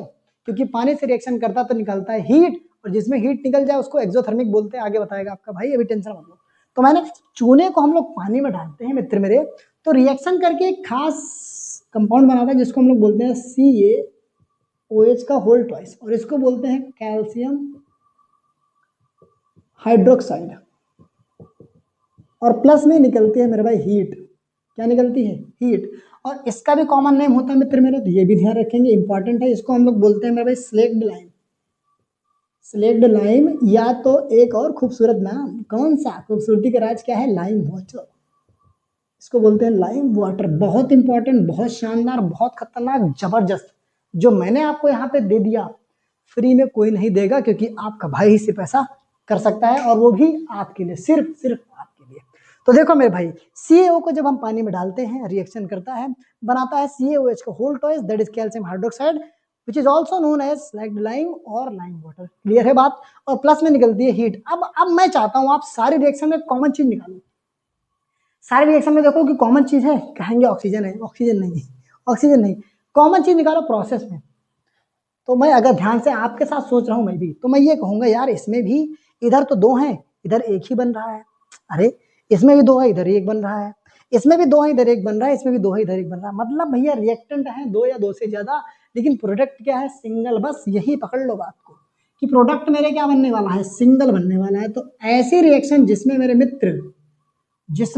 मित्र रिएक्टेंट दो या दो से ज्यादा हो और कंबाइन करें तो प्रोडक्ट कितने बनाए, एक एक एक। नारायण नारायण। क्या करेंगे, छाप लेंगे एकदम बढ़िया तरीके से, क्योंकि सब इसमें भैया मलाई दी है मैंने, मलाई मलाई। पकड़ो जल्दी लपेटो।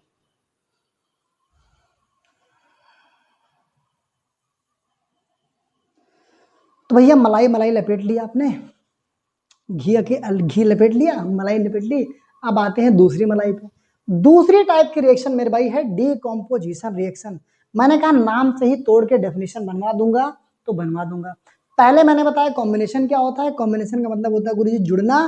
तो ऐसी रिएक्शन जिसमें चीजें जुड़ेंगी लेकिन बनेगी एक, उसको हम लोग बोलते हैं कॉम्बिनेशन रिएक्शन। उसी का जस्ट उल्टा मेरे भाई देखो, डिकम्पोज का मतलब क्या होता है, बायो में आपने पढ़ा होगा डिकम्पोज, जो चीजों को तोड़ने का काम करते हैं। तो डिकम्पोज का मतलब मेरे भाई देखो यहाँ पे मतलब समझा के उड़ा देंगे। डिकम्पोज का मतलब मेरे मित्र होता है ब्रेक डाउन, लो ब्रेक डाउन, ब्रेक डाउन। ठीक है, ब्रेक डाउन का मतलब क्या होगा, टूट गया। अब टूटेगा कोई चीज तो बताओ एक ही चीज बनेगी क्या, क्या बात करते हैं, टूटेगा तो दो से ज्यादा चीजें बनेंगी। बस वही तो समझा रहा हूं आपको, जब कोई चीज टूटेगी मेरे मित्र तो वो दो या दो से ज्यादा चीजों में बढ़ जाएगी। इसी को लिख ले डेफिनेशन बना के, लिख ले, लिख लेते हैं। मैंने कहा कॉम्बिनेशन का जस्ट उल्टा है ये, उल्टा उल्टा उल्टा। देखो ध्यान से, तो मैं अगर कहूँ इसको डेफिनेशन के में तो कहूंगा द रिएक्शन इन विच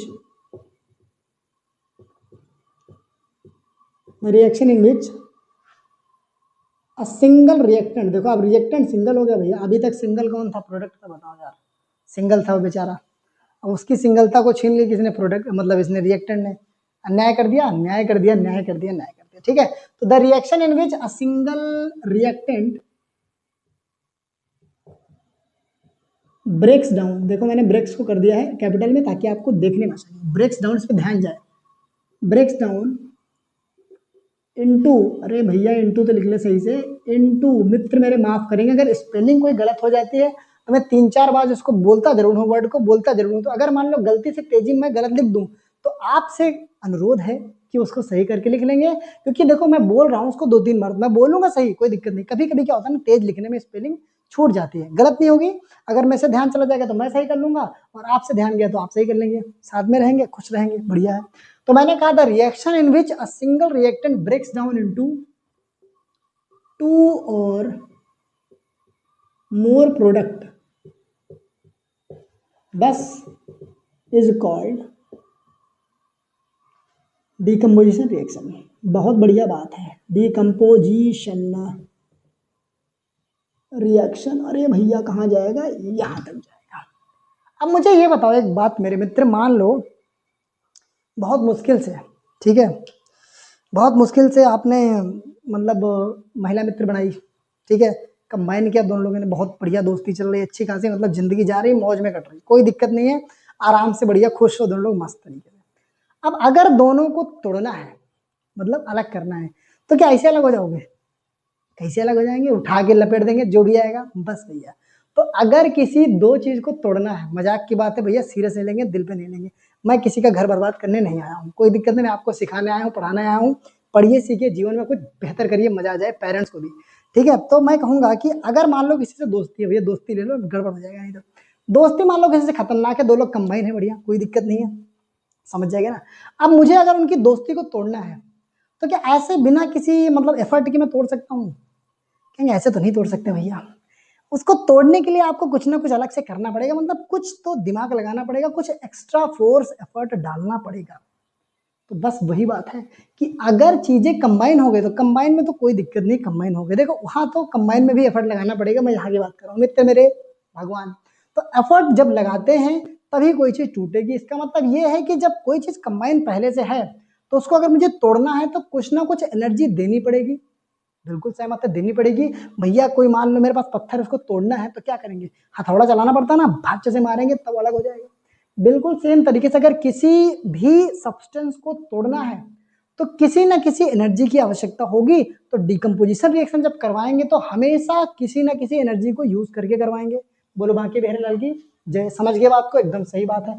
तो मैं अगर एक पॉइंट स्टार बना के यहाँ पे और दूं आपको, मैं कहूंगा द डिकम्पोजिशन टेक्स प्लेस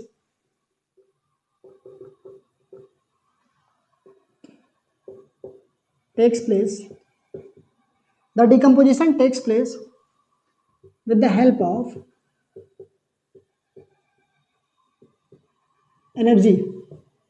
भैया किसी न किसी एनर्जी की आवश्यकता तो होगी ही होगी, और वो एनर्जी आप यहाँ पे पढ़ने वाले हैं 3 तरीके से दे सकते हैं। देखो तो मैं कहूँगा अगर अगला पॉइंट स्टार बना के, स्टार बहुत बनवा देता हूँ मैं, मजा आ जाता है ना।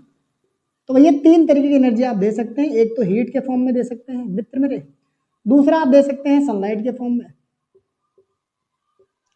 और तीसरा आप दे सकते हैं किसके फॉर्म में, मैं कहूँगा भैया मेरे इलेक्ट्रिसिटी के फॉर्म में। लो तो these are the 3 possible forms of energy that you can provide in a substance so that you can break it down, you can decompose it. So for decomposition reaction you need extra energy that can be available in the form of मेरे भाई heat, sunlight and electricity. Clear है बात? तो 3 तरीके से energy दे सकते हैं, इसीलिए डिकम्पोजिशन को 3 भागों में बांट दिया गया है। कितना आसान बना दिया मैंने, मजा आ जाएगा, क्योंकि 3 तरीके की एनर्जी से तोड़ सकते हैं ना मेरे भाई। तो इसीलिए डिकम्पोजिशन रिएक्शन की टाइप कितने हो गए? 3 हो गई। तो उसे मैं एग्जांपल भी करवा दूंगा। क्लियर है बात को? तो मैं कहूंगा मित्र मेरे यहां पर आ जाओ, टाइप्स ऑफ डिकम्पोजिशन रिएक्शन। एकदम सही बात है। टाइप्स पढ़ लेते हैं क्योंकि पूछा जाता है एग्जाम में। टाइप्स ऑफ डिकम्पोजिशन रिएक्शन, देखो पहला टाइप तो पहले मैं बनाऊंगा इससे, तो कहूंगा भैया मेरे थर्मल डिकम्पोजिशन।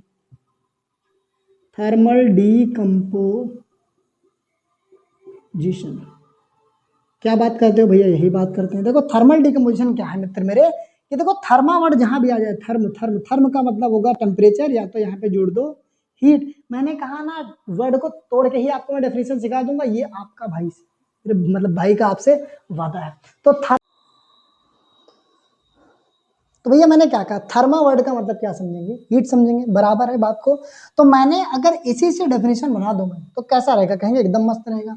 तो अगर मैं थर्मल डिकम्पोजिशन का मतलब आपको समझाऊं तो मेरे भाई डिकम्पोजिशन हो रही मतलब कोई चीज टूट रही है 2 से ज्यादा चीजों में, और वो किसकी मदद से टूट रही है मेरे भाई? हीट की मदद से।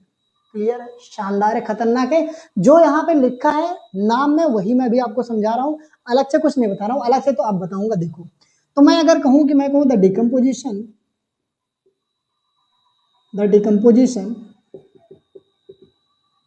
Of reactant in presence of heat, मैं कहूंगा द डिकम्पोजिशन ऑफ रिएक्टेंट, मतलब डिकम्पोजिशन का मतलब क्या है? टूट रहा है, टूट रहा है।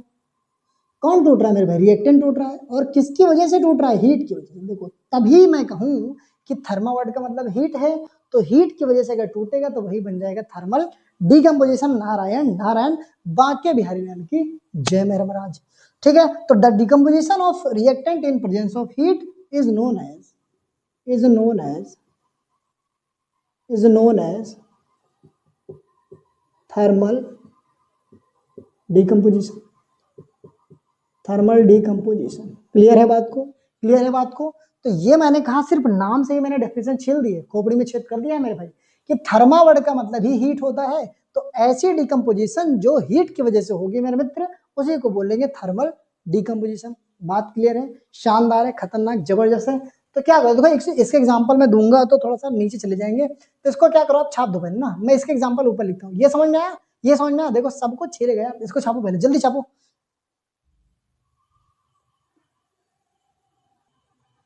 लपेट दिया?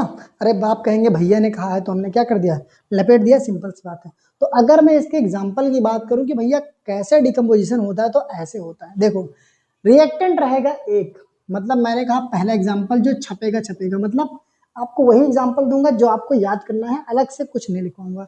जो एनसीईआरटी मैया में है वही मैं आपको दूंगा, और मेरी बात मानिए वही आपको याद करना है बस। तो मैं अगर कहूं कि CaCO3 इसको हम लोग बोलते हैं मेरे महाराज calcium carbonate.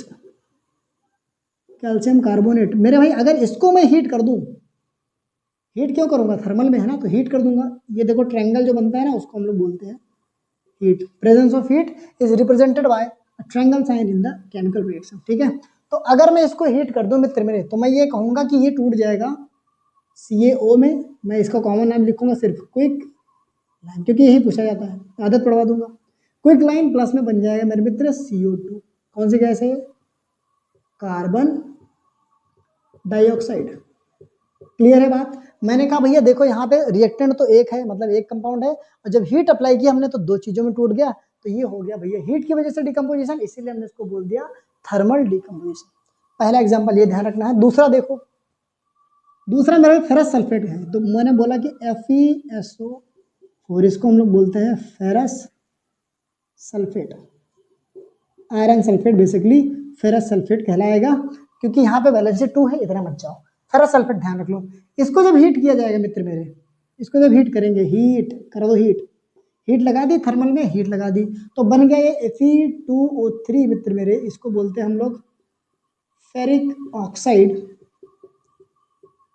Ferric oxide plus में बन जाएगा SO2, प्लस में बन जाएगा SO3। ये हो जाएगा मेरे भाई सल्फर डाइऑक्साइड, और इसमें 3 है तो ये हो जाएगा सल्फर ट्राइऑक्साइड। नाम में ही मित्र पूरा फॉर्मूला छुपा है। डाई का मतलब 2 होता है, तो 2 ऑक्सीजन है तो डाइऑक्साइड, और 3 है तो ट्राइऑक्साइड। क्लियर है, एकदम सिंपल है, आसान है, बहुत ही सरल है। तीसरा एक और उछल रहा है एग्जाम्पल, उसको भी ले लेता हूं मैं, छूटने ना पाए। क्या है भैया, हाँ लेड नाइट्रेट मेरे भाई, PbNO3 का होल ट्वाइस, इसको हम लोग बोलते हैं लेड नाइट्रेट। रगड़ देंगे एक एक एग्जाम्पल को भाई, मैं बता रहा हूँ ना, एक एक एग्जाम्पल को लपेट देंगे, कुछ भी छूटने नहीं दूंगा। तो मैंने कहा PbNO3 का नाम होता है लेड नाइट्रेट, और जब इसको हीट किया जाता है मित्र मेरे, इसको जब हीट किया जाता है, ध्यान रखेंगे, जब इसमें हीट लगाई जाती है, अप्लाई की जाती है, लगाई नहीं जाती है, अप्लाई की जाती है, तो बनता है lead oxide, that is PbO। तो मैं कहूँगा इसको लेड ऑक्साइड। कमाल की बात बताऊँ, इसका कलर मेरे भाई होता है येलो, येलो रेसिड्यू। ध्यान रखेंगे, कलर इसका पूछा जाता है कि when lead nitrate is heated then are yellow residue is left behind, name that compound. तो आप कहेंगे गुरुजी ने बता रखा, येलो कलर का जो बचेगा वो येलो है मेरा भाई लेड ऑक्साइड। दूसरा वाला येलो नहीं, सुबह वाले येलो पे नहीं जाएंगे, इस वाले येलो पे रहेंगे। मजा आ रहा है ना। अब देखो फिर बन जाएगा Na2, फिर से कलर इंपॉर्टेंट, तो इसको मैं और दूर लिखता हूँ, प्लस में बन जाएगा NO2, प्लस में बन जाएगा O2। देखो इसका मतलब तो हो गया ऑक्सीजन मित्र मेरे, कहीं पर कोई कंफ्यूजन नहीं था। NO2 क्या होती है, मैं इसको ऐसे नीचे लिख दूं, NO2 का मतलब होता है नाइट्रोजन डाइऑक्साइड। और एक बात और बताता हूँ रहस्य की, इसका कलर होता है ब्राउन, तो ब्राउन फ्यूम्स निकलती है जो गैस ना, ब्राउन फ्यूम्स जो निकलेंगे जिस गैस की, वो ब्राउन कलर सिर्फ एक ही गैस का हो सकता है मित्र मेरे, वो है NO2 that is nitrogen dioxide. तो कहा गया एक बार फिर से क्वेश्चन में कि when lead nitrate is heated a yellow residue is left behind and some brown fumes were seen, name the brown fumes, name the yellow residue। तो yellow residue तो आपने बता दिया लेड ऑक्साइड है, और ब्राउन फ्यूम्स का answer क्या हो जाए, आप कहेंगे नाइट्रोजन डाइऑक्साइड। क्लियर है, जबरदस्त है। जरा इसको बैलेंस कर लें, आओ बैलेंस कर लेते हैं। यहाँ पे देखो Fe2 है तो कर दो यहाँ पे 2, S कितने हैं, 1 2, 1 2 S हो गए, 4 हमारे ऑक्सीजन कितने हो गए, 3 2 5 3 8, 4 दूनी 8, बैलेंस हो गई, कोई दिक्कत नहीं है। यहाँ पे आ जाओ, Pb यहाँ पे 1 है, यहाँ पे NON 2 है, देखो 2 है तो N लगा दिया 2 मैंने। अब जरा देखो 3 दूनी 6 हो गए, और ये 2 दूनी 4, और 4 2 6 हो गए, ठीक है। PbO PB देखो जरा PB 1 है, PB 1 है। ऑक्सीजन कितने हैं, अच्छा ऑक्सीजन यहाँ पे ऑड है ना, तो इसको इवन बनाओ, यहाँ पे 2 लगाओ, फिर यहाँ पे और 2 लगाओ, कोई दिक्कत नहीं है, आराम से भैया मैं बैलेंस सिखा दूंगा, अभी मैं कर रहा हूँ, आप सिर्फ देखो। तो मैंने कहा 2 PB हो गए, 2 PB हो गए। ऑक्सीजन कितने हो गए, देखो 2 4 दूनी 4 2, जो देखो 2 दूनी 4, 4 2 6, 6 2 8 हो गए। अब यहाँ पे ऑक्सीजन कितने हो गए, देखो 3 दूनी 6, 6 दूनी 12, मतलब कुछ तो गेम करना पड़ेगा, क्योंकि नाइट्रोजन देखो कितने हो गए, 2 दूनी 4, तो यहाँ बना दो 4 4 4, बस काम खत्म। देखो 4 दूनी 8, 8 2 10, 10 2 12, 3 दूनी 6 दूनी 12, PB 2 है, PB 2 है, नाइट्रोजन 4 है, नाइट्रोजन 4 है, कहीं पर कोई मतलब दिक्कत नहीं है, पूरी रिएक्शन हो गई बैलेंस, ठीक है। बैलेंस करने की क्लास में खुद ले लूंगा अलग से, आपको मजा आ जाएगा, बैलेंसिंग इतनी ही तेजी से आप कर पाएंगे, बोलो कैसा रहेगा। तो ये एग्जाम्पल आपको ध्यान रखने किसमें, थर्मल डिकम्पोजिशन में। इसको छापिए फिर मैं आपको करवाता हूँ मेरे भाई सनलाइट वाला।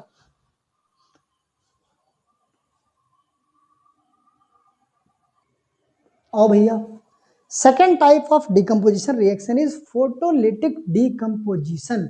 अब देखो यहाँ पे मैं कहूँ अगर यहाँ पे वर्ड से तोड़ू, वर्ड से ही तोड़ना सीखो, मजा आ जाएगा। तो देखो फोटो वर्ड का मतलब मेरे मित्र होता है रिलेटेड टू लाइट, स्पेशली कह दूं मैं लाइट, लाइट में भी स्पेशल अगर मैं कुछ और जोड़ दूं तो वो हो जाएगा सनलाइट। अब बताओ आपने फोटोसिंथेसिस नहीं पढ़ा यार, कहेंगे गुरुजी बिल्कुल पढ़ा है। फोटोसिंथेसिस में देखो सनलाइट इन्वॉल्व होती है, इसीलिए उसका नाम हो जाता है फोटोसिंथेसिस, समझ गए। तो फोटो वर्ड का मतलब हो गया लाइट से रिलेटेड, बहुत बढ़िया बात है, खतरनाक। और लाइट से रिलेटेड मैंने यहाँ पे बताया कौन सी लाइट है मेरे भाई, सनलाइट है। और डिकम्पोजिशन हो रही मतलब रिएक्टेंट टूट रहा है। तो जैसे मैंने थर्मल डिकम्पोजिशन में ये बताया कि अगर मेरा सब्सटेंस टूट रहा है हीट की प्रेजेंस में तो उसको थर्मल बोलते हैं, तो वही अगर सनलाइट की प्रेजेंस में टूटेगा तो क्या बोलेंगे, फोटोलिटिक बोलेंगे। नारायण नारायण, एकदम सही है। डेफिनेशन छाप दे तगड़े तरीके से। देखो मैं कहूंगा द डिकम्पोजिशन ऑफ रिएक्टेंट, अपना वही पुराना साथी reactant in the presence of, मैं कह रहा हूँ नोट्स आप बना लेना भाई, नोट्स बना लोगे ना तो मैं कह रहा हूँ आपने मलाई ले ली, मलाई मैंने दे दी आपको निकाल के। The decomposition of reactant in presence of sunlight, main word is sunlight, ये अंडरलाइन कर दो, sunlight is called photolytic decomposition. इसका एक और नाम बता दूं मैं, बता दूं तो कहोगे मजा आ जाएगा, कहो बता दो, कहो भाई, पहले कहो भैया बताओ, अरे कहोगे यार भैया बताओ, अब भैया बताएंगे। इसका और नाम होता है मेरे फोटोलिसिस, फोटोलिसिस। लो सारे रहस्य आपके सामने रख दिए। मैंने कहा अगर सनलाइट की प्रेजेंस में कोई चीज टूटेगी तो वो क्या बन जाएगा, फोटोलिटिक डिकम्पोजिशन बन जाएगा। बाकी बिहारीलाल की जय। एग्जाम्पल कर ले, दो एग्जाम्पल आपको करने, देखो पहला वाला एग्जाम्पल, एजी चले, AgCl, AgCl का मतलब होता है सिल्वर क्लोराइड। देखो Ag का मतलब सिल्वर है और Cl का मतलब क्लोराइड, तो इसका नाम हो जाएगा सिल्वर क्लोराइड मेरे मित्र, सिल्वर क्लोराइड हो गया मेरे भाई। अब इसको जब हम सनलाइट की प्रेजेंस में रख देते हैं, बाहर एक्सपोज कर देते हैं, घर के बाहर रख दो सनलाइट में, तो होगा क्या कि क्लोरीन जो है वो उड़ जाता है, बचता है सिल्वर। सिल्वर बनाने की बढ़िया टेक्निक बता दी मैंने, अमीर हो जाओगे, गदर मचा दोगे। तो मैंने कहा भैया ये लो, इसको मैंने कहाँ रख दिया, सनलाइट में रख दिया। जब इसको सनलाइट मैंने रख दिया तो मेरे भाई होगा क्या, Ag अलग हो गया और Cl2 अलग हो गया। Ag चलो तुम भैया, Ag चलो, पहले साथ में रहे थे, Ag चलो, उसने कहा ठीक है मैं चला जाता हूँ, Ag चलो तुम, Cl2 अलग हो गया, Ag अलग हो गया, तो ये बन गया मेरे सिल्वर अलग और ये क्लोरीन गैस अलग इवोल्व हो गई, क्लोरीन गैस चली गई ऊपर, ऊपर मतलब भगवान को हरी हो गई, समझ गए बात को। तो ये है एक एग्जांपल। दूसरा एग्जांपल ले लो, AgBr, Ag चलो बिहार में, AgBr का मतलब हो गया सिल्वर ब्रोमाइड। देखो Br का मतलब क्या हो गया, ब्रोमाइड, बिहार नहीं Br। तो यहाँ पे भी सनलाइट अप्लाई कर दो, सनलाइट दे दो। अरे यार एक से गड़बड़ कर देता हूँ मैं, कोई दिक्कत नहीं, भैया के लोग भाई लोग के सामने ही, कोई दिक्कत नहीं है। तो सनलाइट दिया मैंने, तो Ag अलग हो गया मित्र मेरे और Br2 अलग हो गया, ये भी ब्रोमीन गैस बन के उड़ गया, ब्रोमीन गैस बन के उड़ गया, ब्रोमीन गैस। अब मुझे ये बताओ, बैलेंस कर ले, बैलेंस कर लो जरा। Cl2 है मतलब 2 यहाँ लगेगा और जब Ag2 हो गया तो Ag भी 2 हो जाएगा, Ag तू भी तू हो जा। सेम यहाँ पर 2 लगाओ और यहाँ पे 2 लगाओ, रिएक्शन इज बैलेंस्ड। बाकी बिहारीलाल की जय। जो एग्जाम्पल में दे रहा हूँ, जो रिएक्शन में दे रहा हूँ, उससे बाहर एग्जाम में कुछ भी फंसेगा नहीं, बात मेरी है, गारंटी है आपका भाई। आपको एक एक चीज निचोड़ के दे रहा, मतलब मलाई निकाल के आपको बस दे दिया मैंने, आपके प्यार में कुर्बान कर दिया मैंने। ठीक है, लास्ट डिकम्पोजिशन मेरे भाई, लास्ट है मित्र मेरे इलेक्ट्रोलिटिक। अब मैं कह रहा हूं आपको कि आप मुझसे पहले खुद इसकी डेफिनेशन बना दोगे। अब मुझे बताओ इलेक्ट्रो वर्ड का मतलब क्या होगा भैया, इलेक्ट्रिसिटी से जुड़ा है, जुड़ा है, जुड़ा है, जुड़ा है, बिल्कुल सही मित्र। इलेक्ट्रो का मतलब हो गया रिलेटेड टू इलेक्ट्रिसिटी, ऐसी सिटी जहां पर क्या है, इलेक्ट्रॉन्स है, उसको बोलते हैं इलेक्ट्रिसिटी मेरे मित्र। देखो, तो मैंने कहा भैया अब डिकम्पोजिशन होने वाला है, सब्सटेंस टूटने वाला है, किसके प्रेजेंस में, इलेक्ट्रिसिटी के प्रेजेंस में। जब भैया हीट के प्रेजेंस में टूटेगा तो थर्मल है, सनलाइट के प्रेजेंस में टूटेगा तो वो फोटोलिटिक है, और अगर इलेक्ट्रिसिटी के प्रेजेंस में टूटेगा तो मेरे भाई वो क्या है, इलेक्ट्रोलिटिक डिकम्पोजिशन है। नारायण नारायण, एकदम जबरदस्त, शानदार, खतरनाक। तो मैं इसकी डेफिनेशन यही लिख देता हूँ, द डिकम्पोजिशन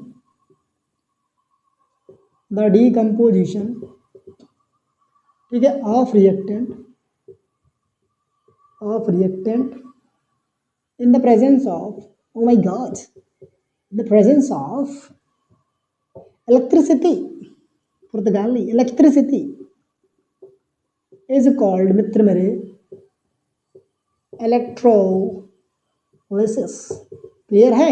लो, दूसरा नाम पहले दे दिया। इलेक्ट्रोलिसिस का मतलब मित्र वही हो गया जो मैंने, जैसे फोटोलिटिक को मैंने क्या लिख दिया, फोटोलिसिस लिख दिया। इसी तरीके से इलेक्ट्रोलिटिक को, या तो इसको और दूसरा नाम लिख लो, इलेक्ट्रोलिटिक डिकम्पोजिशन। लो, बात समझ में आई? जैसे मैं फोटोलिटिक डिकम्पोजिशन को फोटोलिसिस बोल सकता हूँ, वैसे ही इलेक्ट्रोलिटिक डिकम्पोजिशन को इलेक्ट्रोलिसिस बोल सकता हूँ। कहीं पर कोई नई बात? कहें गुरुजी बिल्कुल नहीं। एग्जाम्पल एक छाप देंगे बस। देखो, NaCl जो होता है मेरे भाई सॉल्ट, जब पानी में इसको घोल देते हैं, NaCl को हमने डाल दिया वाटर में, घोल दिया। अरे सीधे ये लिखो ना, इसको क्यों इतना जाम कर रहे हैं। हमने ले लिया है NaCl का सोल्यूशन, सीधे लो सोल्यूशन के फॉर्म में। NaCl का मतलब क्या समझे मित्र मेरे? समझेंगे भैया, सोडियम क्लोराइड का सोल्यूशन लिया हमने, इसमें इलेक्ट्रिसिटी पास करवा दो। लो, बिजली पास करवा दी, इलेक्ट्रिसिटी पास करवा दी। और इलेक्ट्रिसिटी पास करवाते ही देखो, जब इलेक्ट्रिसिटी पास करवाते हैं किसी भी सोल्यूशन में, तो वहां पर जो सॉल्ट होता है मेरे भैया आयंस में टूट जाता है। आयंस का मतलब क्या है? चार्ज स्पीसीज में। तो अभी जब Na है सिंपली, तो वो एटम है। अगर Na प्लस हो गया, ऊपर चार्ज लग गया कोई, तो वो आयन बन गया। तो आयन का मतलब क्या है? सिंपली जब किसी एटम पर चार्ज लग जाए, शुद्ध भाषा में, आसान भाषा में, बिल्कुल नर्सरी वाली भाषा में, तो अगर किसी एटम पर चार्ज लग जाए, चाहे पॉजिटिव का चाहे नेगेटिव का, तो वो बन जाता है आयन। ठीक है, तो ये बढ़ जाएगा दो आयंस में, बोले तो Na प्लस और Cl माइनस। आगे की कहानी समझेंगे। अब क्योंकि Na प्लस का है, तो आप देखते हैं जब बिजली अप्लाई करते हैं ना, इलेक्ट्रोलिसिस करवाते हैं, तो दो रॉड डालते हैं, बैटरी लगाएंगे बिजली के लिए। बैटरी में दो साइड होंगे, पॉजिटिव और नेगेटिव। तो एक साइड में पॉजिटिव रॉड डलेगी, एक साइड में नेगेटिव डलेगी। जो पॉजिटिव रॉड होती है उसको बोलते हैं एनोड। क्या बोलेंगे? एनोड। तो यहाँ देखो, एनोड पर क्या होने वाला है, एट एनोड। एनोड मैंने कह दिया भैया पॉजिटिव रॉड है। अब मुझे ये बताओ, जब चार्ज अपने खींचते हैं एक दूसरे को, तो पॉजिटिव माइनस को खींचेगा कि पॉजिटिव पॉजिटिव को खींचेगा?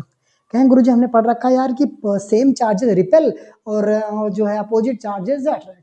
बस सिंपल सी बात वहीं अप्लाई करो कि अगर ये एनोड जो है पॉजिटिव चार्ज वाला है, तो खींचेगा किसको? कहेंगे नेगेटिव वाले को, Cl को। आजा Cl, आजा। तो एनोड ने खींच लिया Cl को, तो Cl जब यहाँ गया, इसके पास एक्स्ट्रा इलेक्ट्रॉन था, इसने क्या किया, एक इलेक्ट्रॉन को निकाला और Cl2 के फॉर्म में आ गया। तो भैया यहाँ बैलेंस कर लो, दो है Cl, तो यहाँ भी दो इलेक्ट्रॉन करो, यहाँ भी दो कर दो। तो एनोड पर Cl माइनस गया, आ गया Cl2 के फॉर्म में। और मेरे भाई कैथोड पे क्या हो जाएगी कहानी, एट कैथोड। कैथोड क्या है, कौन सी बला है? जैसे एनोड रॉड होती है पॉजिटिव चार्ज के साथ, वैसे ही कैथोड रॉड होती है मेरे भाई नेगेटिव चार्ज के साथ। तो इस पर होता है नेगेटिव का चार्ज। अब कैथोड पर क्या होगा, देखो पॉजिटिव वाले ने तो नेगेटिव वाले को लपेट लिया, तो नेगेटिव वाला किसको लपेटेगा, पॉजिटिव वाले को। तो यहाँ पर Na प्लस जाएगा, कंबाइन हो जाएगा एक इलेक्ट्रॉन के साथ, बन जाएगा Na नॉर्मल सा। तो जब मेरे भाई NaCl का इलेक्ट्रोलिसिस करवाया जाता है, तो Cl2 निकल के आता है और Na निकल के आता है। तो अगर मैं कहूँ इसको सिंपल सी भाषा में, ये तो मैंने आपको अंदर की बात बता दी, रहस्य वाली बात। अब यहाँ पे अगर मैं सिंपली इसको लिखना चाहता हूँ, मैं सीधे ऐसे लिख देता कि भैया NaCl को जब इलेक्ट्रोलिसिस करवाया गया, इलेक्ट्रिसिटी यहाँ पे लिख दिया मैंने, डॉट लगा दिया, मतलब इलेक्ट्रिसिटी, तो बढ़ गया ये Na प्लस Cl2। बस ये है इलेक्ट्रोलिसिस, समझ गए बात को? तो इलेक्ट्रिसिटी की मदद से इसको तोड़ दिया है NaCl को, तो वो इलेक्ट्रोलिसिस हो गया है, इलेक्ट्रोलिटिक डिकम्पोजिशन हो गया है। मेरे हिसाब से सारे धागे मैंने खोल दिए हैं डिकम्पोजिशन के, कहीं पर कोई दिक्कत नहीं है, कहीं पर कोई दिक्कत नहीं है। अच्छा मेरे भाई, एग्जाम में एक बार क्वेश्चन आया और एक्सरसाइज में दिया, NCERT भैया में भी, कि why do we call decomposition reaction opposite of combination reaction. मतलब ये कि डिकम्पोजिशन रिएक्शन जो होती है वो कॉम्बिनेशन रिएक्शन का अपोजिट क्यों होती है? तो बिल्कुल सिंपल सी बात है, आप समझ चुके हैं अच्छे तरीके से कि भैया कॉम्बिनेशन रिएक्शन में दो चीजें कंबाइन होकर एक चीज बनाती है, और डिकम्पोजिशन रिएक्शन में क्या होता है, एक चीज टूट कर दो से ज्यादा चीजें बनाती है। उल्टा हो गया, उल्टा हो गया, बस यही सत्य है, इसी को आपको याद करना है। तो इसको छाप दीजिए एकदम बढ़िया तरीके से। मूव करेंगे अगली रिएक्शन की ओर।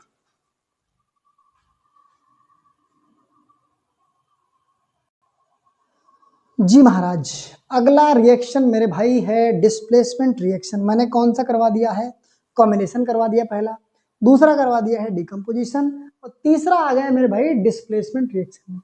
अब जरा मैं इसको आपको एक एग्जांपल से समझाता हूँ, बहुत मस्त, और जिसको सुनने में आपको मजा आ जाता है। टीचर अगर क्लास में ऐसी बात कर देते हैं, ये आनंद ही आनंद है। मान लीजिए आप अपनी महिला मित्र के साथ रहते हैं, ठीक है, दोस्ती हुई बढ़िया, सब चल रहा है मजेदार खतरनाक तरीके से, कोई कहीं पर कोई दिक्कत नहीं है। और आजकल तो आप जानते ही हैं, ठीक है, कोई दिल पे नहीं लेगा मेरे भाई। बस आपको टॉपिक को समझाने के लिए बस मैं एक उदाहरण ले रहा हूँ। कोई भी दिल पर या फिर किसी को ठेस पहुंचाना मेरी ये मेरा उद्देश्य नहीं है मेरे भाई। माफ करेंगे अगर किसी को बुरा लगेगा। आपके चरणों को मैं चूमता हूँ, आपके चरणों में प्रणाम करता हूँ। मान लेते हैं आप ना रहो यार, आप ना रहो, कोई भी अपनी महिला मित्र के साथ रहता है, ठीक है, कल को कोई बेहतर उसे मिल जाता है, लड़के को भी और लड़की को भी, दोनों के लिए एप्लीकेबल है, तो भैया क्या होगा बताओ।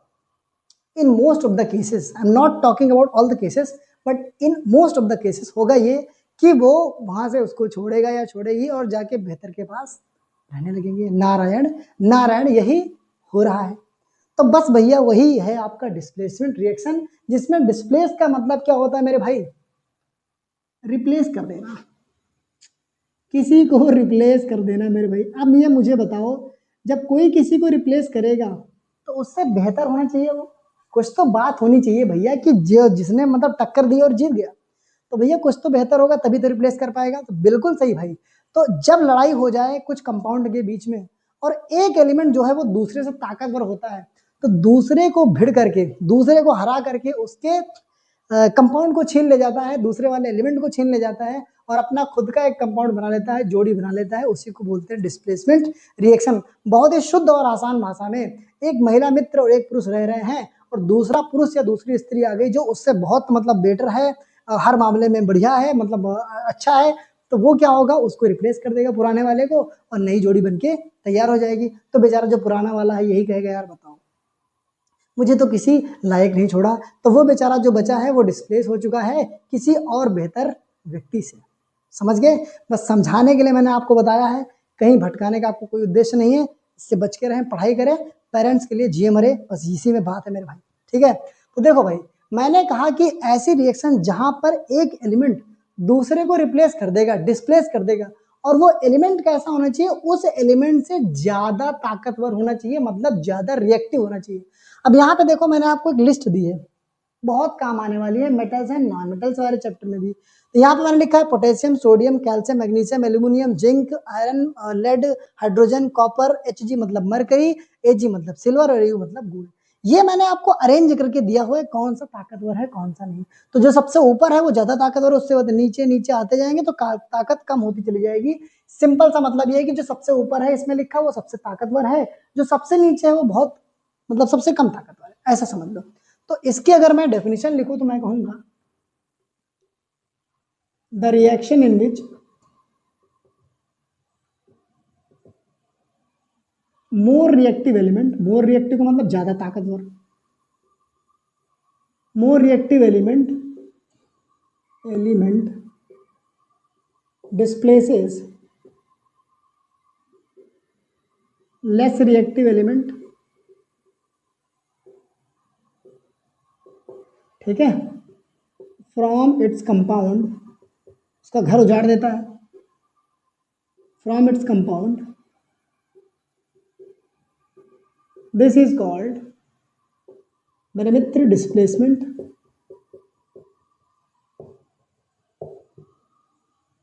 रिएक्शन। भैया एग्जाम्पल लेना पड़ता है ना रियल लाइफ वाले जो हो रहे होते हैं, ताकि आपको कॉन्सेप्ट को मैं अच्छे से समझा पाऊँ। बस यही उद्देश्य रहता है, और कोई उद्देश्य नहीं है। अगर किसी को बुरा लगा हो तो मेरे मित्र माफ करेंगे, आपके चरणों में मेरा प्रणाम, और आप लोग मेरे छोटे भाई बहन हो, कोई दिक्कत वाली बात नहीं है। आपको जितना अच्छे से समझा पाऊँ, जिसकी मदद से मजा आ जाएगा, मजा आ जाएगा, मजा आ जाएगा। ठीक है, तो मैंने कहा ऐसी रिएक्शन जिसमें एक बेहतर एलिमेंट किसी कमजोर एलिमेंट को हटा करके अपना खुद का कंपाउंड बना लेता है, उसी को बोलते हैं मेरे भाई डिस्प्लेसमेंट रिएक्शन। एग्जांपल के लिए देखो यहाँ पे जो आपके एनसीईआरटी मैया में दिया गया, इसको आपको ध्यान से पढ़ना है। यही एग्जाम्पल सबसे ज्यादा पूछा जाता है। कहेगा Fe प्लस CuSO4, ये मेरे भाई आयरन है, ठीक है। और यहाँ पे इसको रिएक्शन थोड़ा इधर लिखता हूँ, 1 मिनट रुकेंगे, यहाँ पर लिखता हूँ तो समझ, क्योंकि वहाँ स्पेस कम हो जाएगा ना। तो मैं लिखूंगा Fe प्लस CuSO4, अरे एक साथ लिखो ना, CuSO4, जय हो। ये है आयरन मित्र मेरे, और ये है मेरे भाई कॉपर सल्फेट, देख पा रहे हैं आप आराम से। और एक चीज मैं बताऊं अगर रहे इसकी बात, तो कॉपर सल्फेट का कलर आपको याद होना चाहिए, that is blue, blue solution या तो ब्लू सॉल्ट। अब हम पता कैसे करेंगे कौन किससे भिड़ने वाला है? देखो जो आगे घर में खड़ा होता है चौकीदार, वही भिड़ेगा, और जो अकेला आया है उससे भिड़ेगा। देखो अकेला कौन आया? आयरन आया है अकेला, और यहाँ पे आगे कौन खड़ा है? ये खड़ा है। तो आयरन बेसिकली इससे भिड़ेगा, भिड़ेगा, भिड़ेगा नहीं, भिड़ेगा। ये तो पीछे है ना, इसकी तो रक्षा कर रहा है, मतलब ये भैया पुरुष है, ये महिला है, समझ गए बात को, ये इसकी रक्षा कर रहा है। लेकिन आयरन ने कहा, तुम कहाँ के किस खेत के मूली हो मेरे भाई? यहाँ पे देखो आयरन कहाँ है? यहाँ है मित्र मेरे। कॉपर कहाँ है? यहाँ है। तो हम ये देख पा रहे हैं कि भैया आयरन जो है सीरीज में कॉपर से ऊपर है, इसका मतलब आयरन कॉपर से ताकतवर है। कहेंगे गुरुजी बिल्कुल है, शानदार है, खतरनाक है। तो मुझे ये बताइए, अगर आयरन कॉपर से ताकतवर है तो क्या ये कॉपर को हरा कर इसका घर उजाड़ नहीं देगा? आप कहेंगे बिल्कुल उजाड़ देगा, आसान सी बात है, सिंपल सी बात है। तो आयरन क्या करेगा मित्र मेरे? कॉपर को हटाएगा और अपने साथ SO4 को भगा ले जाएगा, भगा ले जाएगा। तो बन गया है FeSO4, बोले तो आयरन सल्फेट, बोले तो फेरस सल्फेट, और इसका कलर होता है मेरे भाई ग्रीनिश, बहुत पूछा जाता है एग्जाम में। और बन गया मेरे भाई, अब अलग कौन चला गया? कॉपर बेचारा अलग चला गया, ये कॉपर ब्राउन कलर का, कॉपर ब्राउन कलर का। लो कहानी इसकी खत्म हो गई बेचारे की, क्या करे, मजबूर है, अब कुछ कर भी नहीं सकता है, ताकत ही नहीं, इसीलिए कहता हूँ स्वस्थ रहो, मजबूत रहो, जो भी है उसको लपेट दो, समझ गए बात को। तो मैंने कहा Fe when combines with CuSO4 it displaces copper because it is more reactive than copper and forms a compound that is green in color and it is called FeSO4, बोले तो iron sulphate, and copper is eliminated, बोले तो displace, और copper हो गया अलग। समझ में आई बात? इससे बढ़िया एग्जाम्पल था ही नहीं आपको समझाने का। बोलो एक एग्जाम्पल और मैं दूंगा अगर आपको, देखो ध्यान से।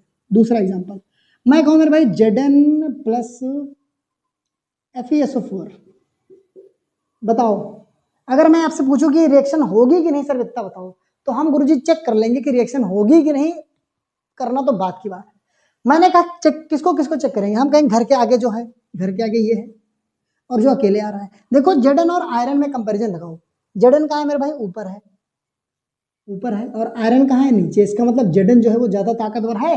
सिंपल सी बात है, अगर ज्यादा ताकतवर है तो इसको लपेट देगा, लपेट के SO4 को अपने साथ ले जाएगा, बना देगा ZnSO4 प्लस में Fe अलग हो गया। तो मैं कहूँगा ये मेरे आयरन सल्फेट है, या तो इसको फेरस सल्फेट कह लो, कोई दिक्कत नहीं है। और ये बन गया जिंक सल्फेट, जिंक सल्फेट, और आयरन बेचारा अलग हो गया। समझ पा रहे हैं आप आराम से? तीसरा एग्जाम्पल और लास्ट एग्जाम्पल, इसमें आपके द्वार खुल जाएंगे। अगर मैं कहूँ कि Al2SO4 का होल थ्राइस, मतलब ये भैया मैंने लिख दिया, डरिए नहीं, एल्यूमिनियम सल्फेट, डरेंगे नहीं, इतना बड़ा फॉर्मूला है यार, कोई दिक्कत नहीं, याद हो जाएगा। एल्यूमिनियम सल्फेट को अगर मैं भिड़ा दूं किसके साथ? मान लेते हैं मैं भिड़ा देता हूँ पीबी के साथ, पीबी बीबी नहीं, बीबी के बारे में पहले सोच लोगे, पीबी है मेरे भाई। देखो ये बताओ, अब मुझे बताओ, कंपैरिजन करो जरा, कंपैरिजन करो, बताओ क्या ये रिएक्शन होगी कि नहीं होगी? कहें गुरुजी बिल्कुल कर लेंगे। अब देखो फर्क नहीं पड़ता है, ये इधर लिखा है, अकेला वाला इधर, भिड़ना तो दोनों का है। ये अकेला वाला जो देखो ये पीबी है, और घर के आगे कौन है? एल है, एल है, एल है, एल है। अब यहाँ पे आओ, देखो पीबी कहाँ है? ये रहा पीबी, तो ये रहा। एल कहाँ है? अरे ये रहा एल, तो बहुत ही पीबी से ताकतवर है। तो मुझे बताओ, पीबी आए हैं हीरो बनके, कहीं मार देंगे उनको, ऐसा लपेट देंगे, ये हुआ वो, भैया तुम फोन करना, एक फोन करना, मैं हाजिर हो जाऊंगा, जिसको कहो उसको लपेट देंगे। और जब आपकी लड़ाई हो गई, दोस्तों को आपने फोन किया, भैया आओ यार यहाँ लड़ाई हो गई, अरे यार ऐसा है, मैं भी थोड़ा सा बिजी हूँ यहाँ पे, ये हूँ, काम फंस गया काम। तो पीबी गए तो भोकाल में हीरो बनके, इन्होंने कहा अरे भैया ऐसा है, एल्युमिनियम को तो हम दगा देंगे, लपेट देंगे, खाली तुम कॉल कर देना मुझे, अब जब कॉल किया है गए यहाँ पे पीबी भैया, एल्युमिनियम भैया, माफ करेंगे मैं आपसे भिड़ नहीं पाऊंगा, क्यों? क्योंकि कम ताकतवर है। तो यहाँ पे कोई रिएक्शन होगी, आप कहेंगे गुरुजी no reaction, no reaction because PB is less reactive than aluminium. बोलो क्लियर है? एक एक चीज को छील दिया है, खतरनाक। और मैं अगर कहूँ इन तीनों में सबसे इंपॉर्टेंट रिएक्शन जो एग्जाम में आ सकती है वो मेरे भाई ये रही, वो मेरे भाई ये रही। बोलो कहीं पर कोई दिक्कत है, कोई परेशानी है? कहें गुरुजी आपने वही बताया जो पेपर में आएगा, तो लो मैंने यही बताया जो पेपर में आएगा, ये सही कर लेंगे, मिट गया है मित्र मेरे, सोल्यूशन कर लेंगे, कोई दिक्कत नहीं है। आराम से इसको बना लेना, वीडियो को पीछे करके थोड़ा सा सही से लिख लेना, मैंने भी यहाँ पे हॉट पोस्ट कर दिया है, कोई दिक्कत नहीं समझाने के लिए। और ये समझ लेना रिएक्शन इंपॉर्टेंट है ये वाली, ठीक है? क्लियर है कॉन्सेप्ट एकदम बढ़िया से? क्या करेंगे? छाप देंगे।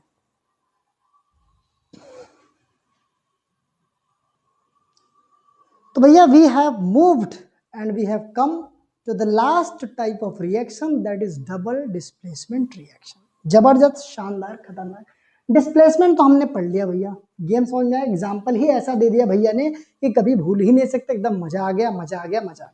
समझने के लिए भैया एग्जाम्पल दे दिया ऐसा कि आपने कहा भैया अब समझ गए, अब भूलेंगे नहीं कभी, कोई दिक्कत वाली बात नहीं है, और आप भूलेंगे नहीं, ये मेरी गारंटी है, क्योंकि पढ़ा आप बढ़िया से है ना। तो भैया मैंने कहा लास्ट अपना रिएक्शन जो है type, that is fourth type, that is double displacement reaction. और अगर आपने डिस्प्लेसमेंट रिएक्शन समझ ली तो उसी का ये भाई है, समझ लो। डिस्प्लेसमेंट का मतलब क्या है कि एक एलिमेंट दूसरे एलिमेंट को रिप्लेस कर रहा है, डिस्प्लेस कर रहा है, जब वो ज्यादा ताकतवर है। अब डबल का मतलब क्या है? दो दो एलिमेंट डिस्प्लेस होंगे, तो उसी को हम दूसरी भाषा में कहते हैं एक्सचेंज ऑफ आयन। मतलब ये इसके पास चला आएगा, वो उसके पास चला आएगा, ये वाला काम हो जाएगा। तो डेफिनेशन अगर सिंपल सी मैं दूं एक लाइन की, तो मैं कहूंगा the reaction in which exchange of, simple भाषा में लिखवा रहा हूँ ना, exchange of ions take place, the reaction in which exchange of ions takes place। exchange of ions मतलब आगे वाले जो एलिमेंट होंगे वही एक्सचेंज हो जाएंगे मित्र मेरे आपस में, और वो बन जाएगा आपका डबल डिस्प्लेसमेंट रिएक्शन। तो इज कॉल्ड, सिंपल है, एक लाइन की है, ज्यादा पढ़ना नहीं। देखो पढ़ने को तो 100 पेज पढ़ सकते हो, लेकिन जो समझ में आ जाए एक ही लाइन में, उसके लिए 100 पेज पढ़ने की क्या जरूरत है बताओ। The reaction in which exchange of ions take place is called double displacement reaction. बोलो मित्र मेरे कैसा रहेगा? एकदम शानदार रहेगा, एकदम खतरनाक रहेगा। क्लियर है बात? एकदम समझ गए बात को? अब मैं कहूँ अगर इसका एग्जाम्पल जो आपको ध्यान रखना है, वो बहुत एग्जाम्पल इंपॉर्टेंट है, मैं इसको बता रहा हूँ, बहुत इंपॉर्टेंट है, छाप दीजिए। इंपॉर्टेंट है मतलब यही एक्टिविटी है जो आपके इसमें दी गई है, और इससे 2-3 बार एमसीक्यू में क्वेश्चन आ चुका है, वही आपको मैं बताने वाला हूँ। देखो मेरे भाई, देखो मेरे भी ध्यान से देखो, एग्जाम्पल समझते हैं। मैंने कहा BaCl2 that is barium chloride. Barium chloride को अगर आप मिला देते हैं मेरे मित्र Na2SO4 में, Na2SO4 का मतलब क्या हो गया भैया मेरे? हमने कहा गुरुजी सोडियम सल्फेट हो गया, सोडियम सल्फेट हो गया। इन दोनों को जब आप मिलाएंगे ना, देखो अब होगा गेम क्या होगा। अब देखो इन दोनों में Ba आगे वाले में लड़ाई होगी, तो Ba और Na में कोई ना कोई तो ताकतवर होगा। ज्यादा मैथ नहीं लगानी है, ज्यादा कुछ सोचना नहीं है। मैंने कहा अगर 2 लोगों में यहाँ लड़ाई हो रही है मेरे भाई, तो कोई ना कोई तो ताकतवर होगा ही, या तो Na होगा, या तो मान लो मुझे कुछ नहीं आता है, पता ही नहीं रिएक्टिविटी सीरीज के बारे में, तो मैं इतना सा दिमाग तो लगा सकता हूँ मेरे भाई कि अगर 2 लोगों में लड़ाई हो रही है तो कोई ना कोई तो जीतेगा, बिल्कुल जीतेगा मेरे भाई, बिल्कुल जीतेगा। तो अगर मान लेते हैं यहाँ पे Na ताकतवर होता तो Ba को हटा के इसके साथ आ जाता, और Ba ताकतवर होता तो इसको हटा के इसके साथ आ जाता। तो कहानी तो वही होने वाली है, चाहे Na ताकतवर है चाहे Ba। एक्चुअली में होता तो Na ही है, लेकिन मैं आपको समझने के लिए बता रहा हूँ कि अगर आपको नहीं पता है तो आप कैसे इस चीज को समझ सकते हैं और आसानी से कर सकते हैं मित्र मेरे। मैं कहूँगा अगर Ba और Na में लड़ाई होगी तो कोई ना कोई जीतेगा। मान लेते हैं Na ताकतवर है, जो कि होता है, तो Na Ba को रिप्लेस करेगा, Cl के साथ कंबाइन होगा, बना देगा NaCl। क्लियर है बात को? तो भैया जब NaCl बन गया, मतलब Na चला गया इसके साथ Cl के साथ, तो इधर बच गया SO4, इधर बच गया Ba, तो Ba किसके साथ चला जाएगा? SO4 के साथ। कंबाइन हो गए दोनों, आपस में एक्सचेंज हो गए दोनों, तो यही exchange of ions is known as double displacement reaction मेरे भाई। नारायण नारायण, खतरनाक, शानदार, जबरदस्त। तो ये हो गया BaSO4। एक बात ध्यान रखनी है, इसका नाम हो जाता है मेरे भाई सोडियम क्लोराइड, और ये हो जाता है मेरे भाई बेरियम सल्फेट।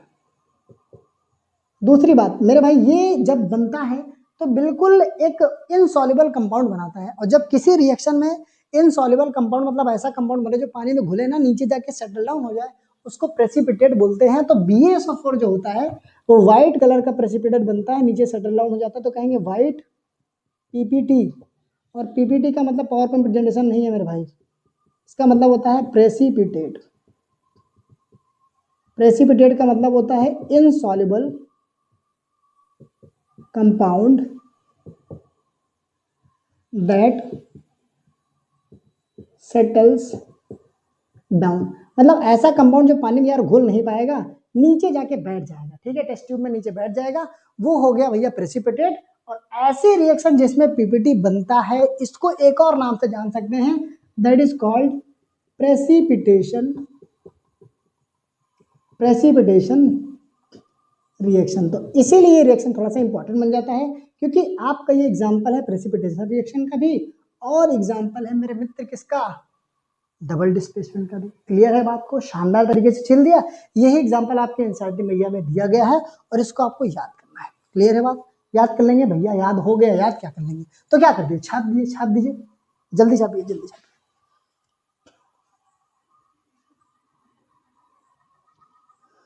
ओके मेरे भाई, पहुंच चुके हैं हम लोग चैप्टर के लास्ट पूछ पे, एकदम लास्ट में कॉन्सेप्ट है ऑक्सीडेशन एंड रिडक्शन।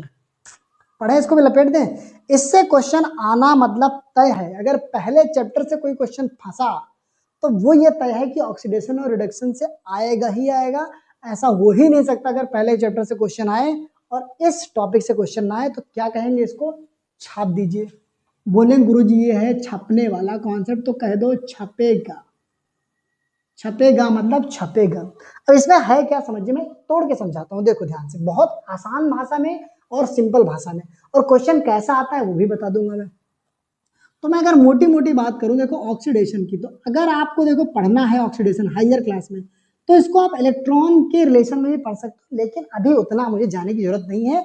मुझे सिर्फ इतना गुरुजी काम का दे दो जो मेरे एग्जाम में आ जाए, मैं उसको लिख पाऊँ। मैं समझता हूँ भावनाओं, वही मैं आपको सिखाने वाला हूँ, जो आपके एग्जाम में आएगा, जिससे आप आंसर करने वाले हैं, वही रिलेशन आपको देने वाला हूँ जो आपके लिए महत्वपूर्ण है। मैं आपको बड़ी बड़ी चीजें पढ़ा दूं, बड़ा बड़ा बता दूं, कोई मायने नहीं रखता भाई। जो आपके काम की चीजें, मेरा काम है वो आपको बताना, सिर्फ आपको बताना, ठीक है, समझ गए बात को। तो मैं आपको पढ़ा रहा हूँ ऐसा रिलेशन जो आपको याद करना है, एग्जाम में वही लिखना है, कोई दिक्कत नहीं है। तो देखो ऑक्सी वर्ड का मतलब कहीं नहीं लग रहा, ऑक्सीजन का मतलब, ऑक्सी का मतलब आप क्या निकाल पा रहे हैं, ऑक्सीजन सोच पा रहे नहीं सोच पा रहे, कहें गुरु जी बिल्कुल सोच पा रहे हैं। ऑक्सी का मतलब हो गया भैया ऑक्सीजन। तो मैं कहूंगा ऐसी प्रोसेस यार जिसमें ऑक्सीजन जुड़ जाए किसी एटम में, उसी को तो ऑक्सीडेशन बोल देंगे। लो, इससे आसान कोई डेफिनेशन नहीं है मेरे भाई। मैं कहूंगा ऑक्सीडेशन का मतलब ये होता है gain of oxygen, gain of oxygen, मतलब ऑक्सीजन का जुड़ जाना। गेन का मतलब क्या है, फायदा हो जाना, मेरे पास आ जाना, उसी को हम बोलेंगे ऑक्सीडेशन।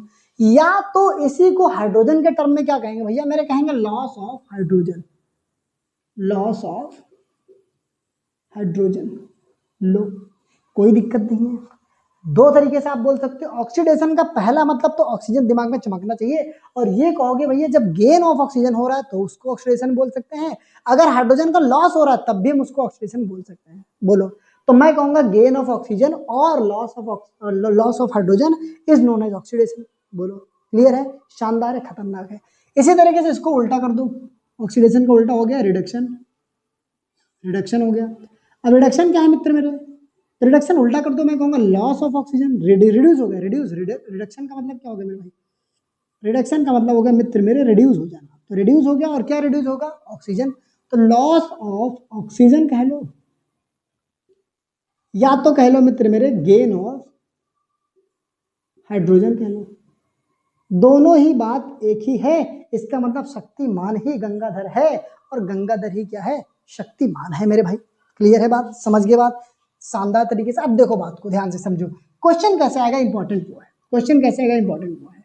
आपको कहेगा, आपको कहेगा भैया CuO प्लस H2 बन जाता है मेरे मित्र Cu प्लस H2O। अब कहेगा इस रिएक्शन में आप मुझे दिखाओ ऑक्सीडेशन कहाँ हो रहा है और रिडक्शन कहाँ हो रहा है। ये ऐसे ही क्वेश्चन एग्जाम में पूछेगा और पूछेगा, तो ध्यान से समझिएगा मैं क्या करूंगा और कैसे करूंगा। किसी भी रिएक्टेंट साइड में एक एटम को पकड़ो, मैंने CuO को पकड़ लिया, अब उधर जाओ जहां पे Cu, आप आगे वाले को देखना है Cu मिलता हो, तो मैंने कहा गुरुजी मैंने यहाँ Cu देखा और मैंने वहां पे Cu कहाँ, ये है, तो यहाँ पे बनाओ एरो। देखो हमेशा एरो बनाएंगे, चेंज कहाँ जा रहा है, रिएक्टेंट से प्रोडक्ट जा रहा है, तो ऐसे एरो बना दो, बना दिया हमने, ठीक है। अब देखो यहाँ पे कंपेयर करो कि पहले इसके पास ऑक्सीजन है और बाद में चली गई। सिंपल सी बात देख पा रहा हूं, मैं आराम से आपके साथ देख रहा हूं, कोई नई चीज नहीं बता रहा हूं कि मैंने कहा गुरुजी रिएक्टेंट साइड में मैंने देखा कि ऑक्सीजन तो लगी हुई इसके पास है, लेकिन जब प्रोडक्ट साइड में गया तो ऑक्सीजन निकल गई। कहीं ना कहीं इसने ऑक्सीजन को लॉस कर दिया है, निकाल दिया है। तो यही तो मैंने बताया कि लॉस ऑफ ऑक्सीजन मेरे मित्र हो जाएगा रिडक्शन। तो इसका क्या हो चुका है मित्र, रिडक्शन हो चुका है। हमेशा कंपेयर करना रिएक्टेंट साइड से प्रोडक्ट साइड में जाने पर, ठीक है। अब वही इसमें देखो, मैं H में देखो यहाँ पे H2 है, अब और H2 कहाँ है, यहाँ है, आगे आगे वाले को जोड़ो, तो मैंने कहा यहाँ से एरो बनाया, मैंने यहाँ पे बनाया लो। अब मैंने कहा गुरुजी मैं एक चीज नोटिस कर पा रहा हूँ यहाँ पे कि यहाँ यार H के पास तो O नहीं है, वहां पे कहाँ से चुरा लिया इसने, चुराया नहीं है, वो आके इसको जुड़ गया है, मिल गया है, तो गेन हो गया है। मतलब यहाँ ऑक्सीजन नहीं था, यहाँ आ गया, गेन हो गया। तो गेन होने का मतलब क्या, इसका क्या हो गया, ऑक्सीडेशन।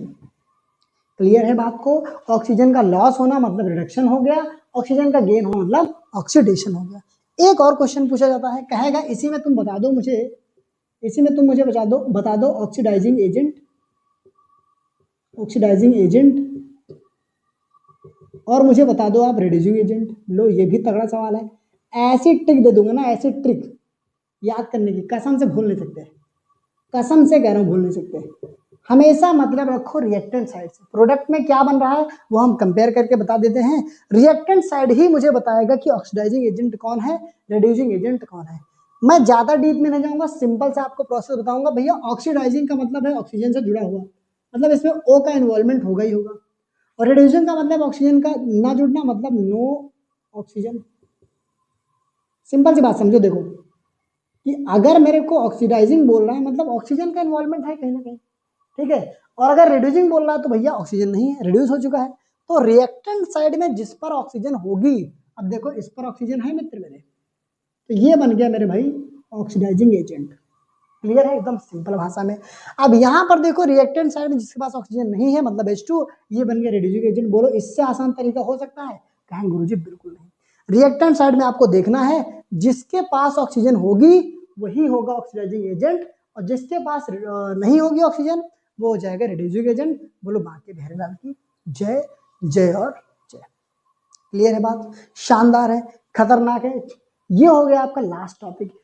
अब मेरे भाई एक पॉइंट और यहाँ पे नोट बनाओ, नोट बनाओ कि भैया अगर दोनों रिएक्शन आप देख पा रहे हैं, एक ही रिएक्शन में रिडक्शन भी हो रही है, इसी में ऑक्सीडेशन भी हो रही है, तो ऐसे रिएक्शन का भी एक स्पेशल नाम है जिसको हम लोग बोलते हैं रिडॉक्स रिएक्शन। मित्र मेरे ये बना है रिडक्शन और ऑक्सीडेशन से मिलके, जहां पर रेड का मतलब होता है रिडॉक्स, सॉरी रिडक्शन, और ऑक्स का मतलब होता है ऑक्सीडेशन।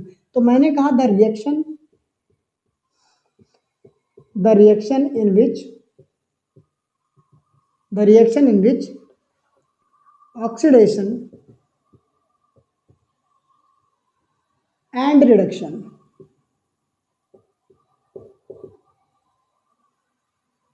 occurs simultaneously। बहुत तगड़ी स्पेलिंग है, मतलब अगर साइमल्टेनियसली का मतलब आप लिख सकते हो, अगर ना याद हो, मैं बोल भी नहीं पा रहा हूँ। साइमल्टेनियसली का मतलब होता है टुगेदर, एक साथ, ये भी लिख सकते हो, कोई दिक्कत नहीं बड़े बड़े शब्द लिखने की यार, जिसमें आंसर समझ में आ जाए, सेंस बना दे, वही आपका तरीका सही है।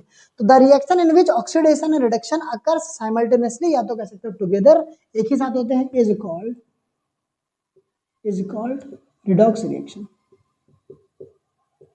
बात समझ में आती है, बात समझ में आती कि नहीं आती, कहीं गुज बिल्कुल आती है, आपने समझाते तो एकदम आ गई। तो एग्जाम्पल कौन, एग्जाम्पल इसका यही है मेरे भाई, मैंने आपके सामने लिखा हुआ है कि ऐसे रिएक्शन जिसमें ऑक्सीडेशन भी हो जाए मित्र मेरे और रिडक्शन भी हो जाए उसको बोलेंगे रिडॉक्स रिएक्शन। बोलो बाकी बहरलाल की जय। इसको छाप देंगे बस। एक टॉपिक एक्सोथर्मिक एंडोथर्मिक छोटा सा है, चुन्नू मुन्नू से उसको समझा देता हूँ और फिर चैप्टर को हम लोग करते हैं खत्म।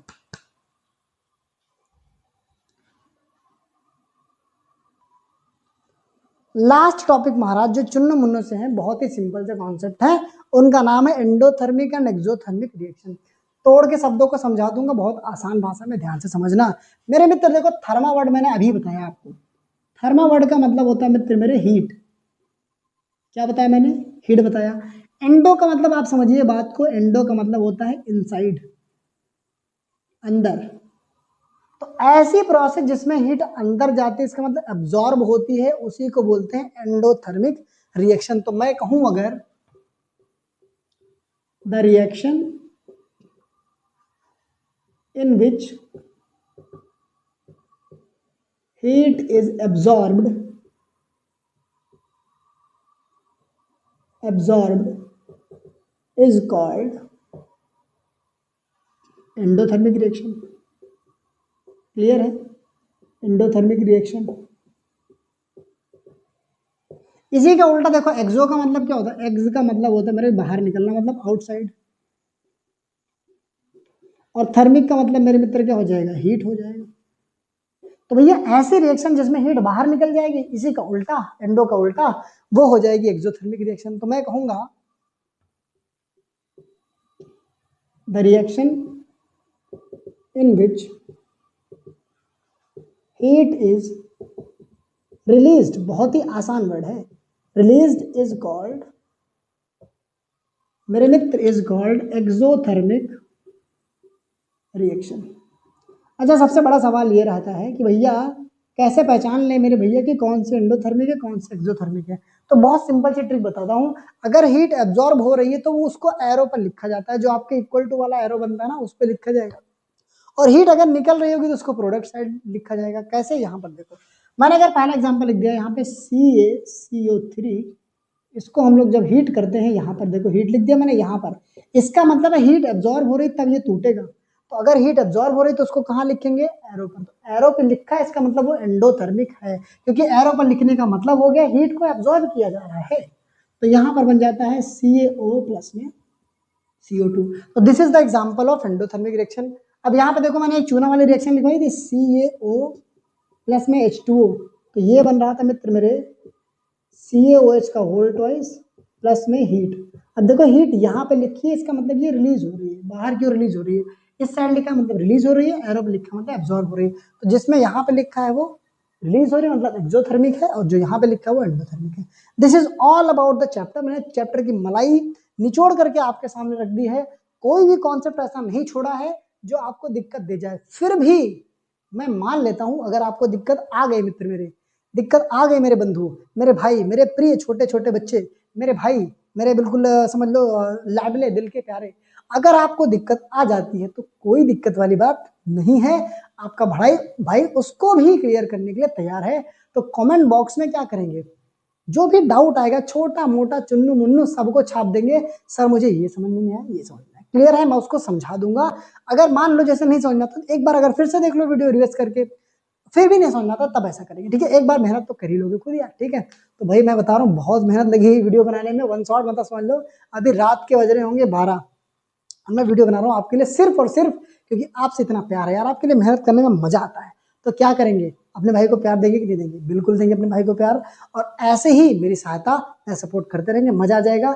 और मैं आपको अगली वीडियो में देने वाला हूँ इस चैप्टर के 10 बेस्ट क्वेश्चन, कॉम्पिटेंसी बेस्ड। देखो मैं ऐसे ही पढ़ाऊंगा आपको, क्या करूंगा पहले चैप्टर का वन शॉट दे दूंगा पूरा एकदम निचोड़ के, एकदम बिल्कुल मलाई मलाई निकाल के दे दूंगा, उसके बाद उसमें से भी मलाई बना दूंगा आपको 10 कॉम्पिटेंसी बेस्ड क्वेश्चन हर क्वेश्चन से।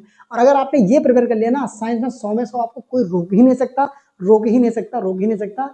ये भैया आपके भाई का तरीका है और यही तरीका आपको 100 में 100 दिलवाएगा, गारंटी मेरी है मित्र, समझ गए बात को? तो भैया क्या करेंगे, इस चैप्टर को अच्छे से रिवाइज कर लेंगे, नोट्स बना लेंगे, और फिर अगर आपको कॉम्पिटेंसी बेस्ड क्वेश्चन मिलेंगे तो देखना आप खुद ही सोच पाओगे, इतना मैंने आपको पढ़ा दिया है।